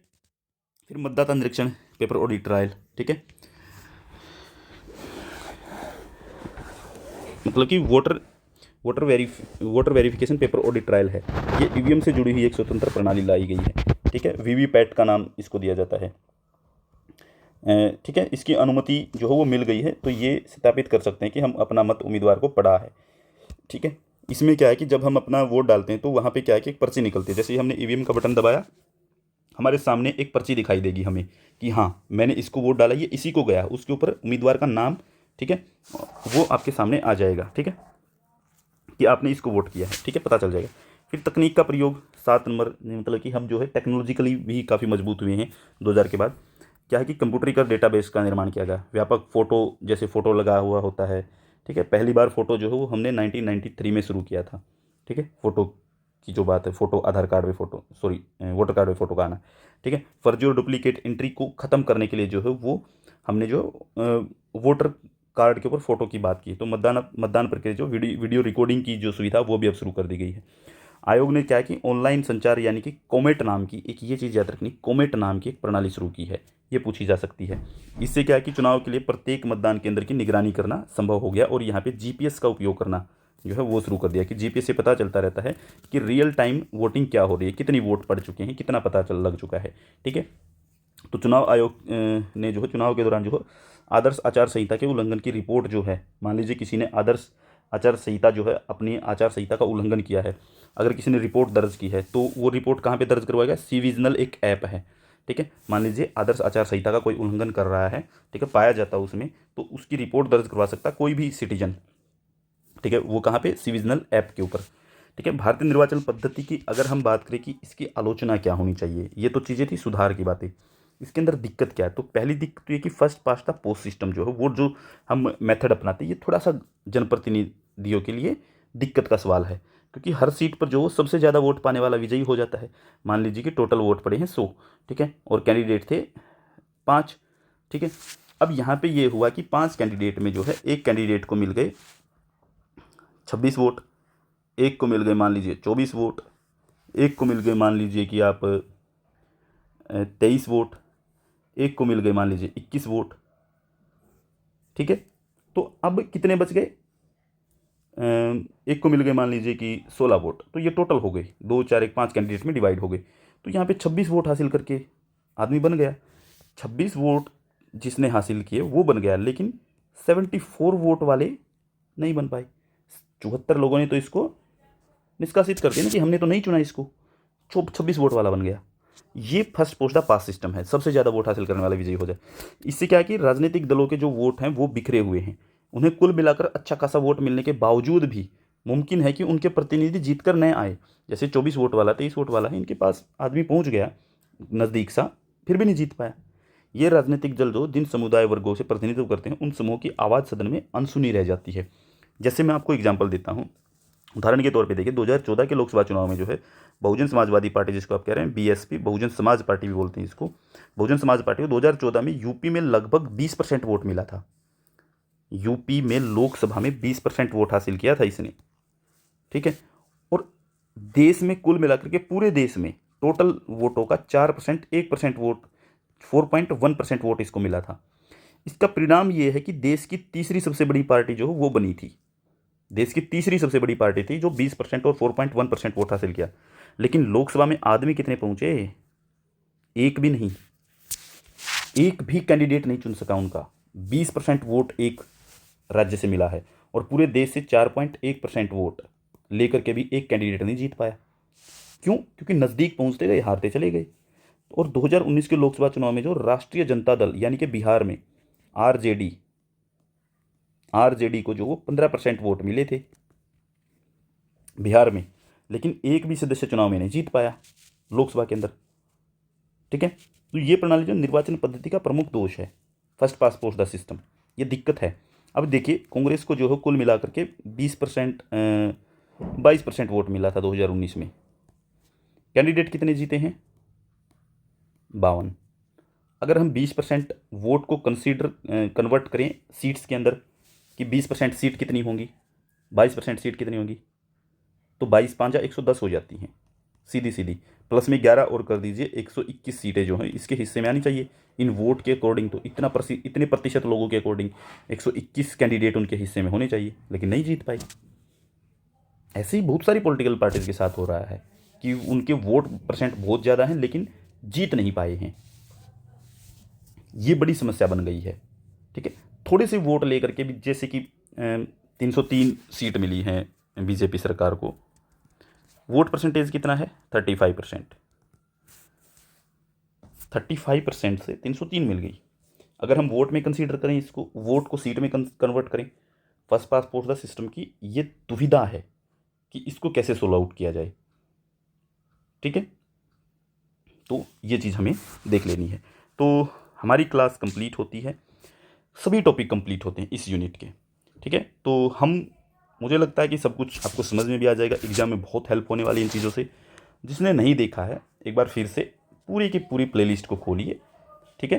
पूरी की पूरी जो प्लेलिस्ट है उसको 2-3 दिन के अंदर जितना आप देख सकते हैं देखिए, जितना आप देख सकते हैं देखिए, बहुत फ़ायदा होने वाला है। कुछ यूनिट हैं जिनसे आप फ़ायदा कमा सकते हैं। मैं कुछ क्रैश कोर्स की 2-3 वीडियो और हैं जो आपके लिए लेके आने वाला हूँ जल्द ही। एक वीडियो आपको कल मिल जाएगी 10-11 बजे तक, और एक वीडियो आपको कल 3 बजे तक मिल जाएगी, ठीक है। और एक वीडियो कल शाम को मिल जाएगी, यानी कि कल आपकी 3 वीडियो आने वाली है यूट्यूब चैनल पे। और 3 वीडियो में आपको क्रम बता देता हूँ कैसी कैसी वीडियो आएंगी। एक वीडियो तो आपकी आने वाली है जो वेस्टर्न पॉलिटिकल थॉट है, प्लेटो से लेकर के कार्ल मार्क्स तक, कार्ल मार्क्स से लेकर के फ्रांत्स फैनन तक जितने भी थिंकर हैं उन सभी को ब्रीफली उनके वर्क, उनके आइडिया, उनकी थॉट, उनको लिया गया उस वीडियो में। ठीक है, एक लिया गया फॉरेन पॉलिसी से, फॉरेन पॉलिसी का जो सेगमेंट है उसके अंदर से, और जो तीसरा पोर्शन लिया जा रहा है, तीसरा पोर्शन आपका लिया जा रहा है जो इंडियन पॉलिटिकल थॉट है वहाँ से।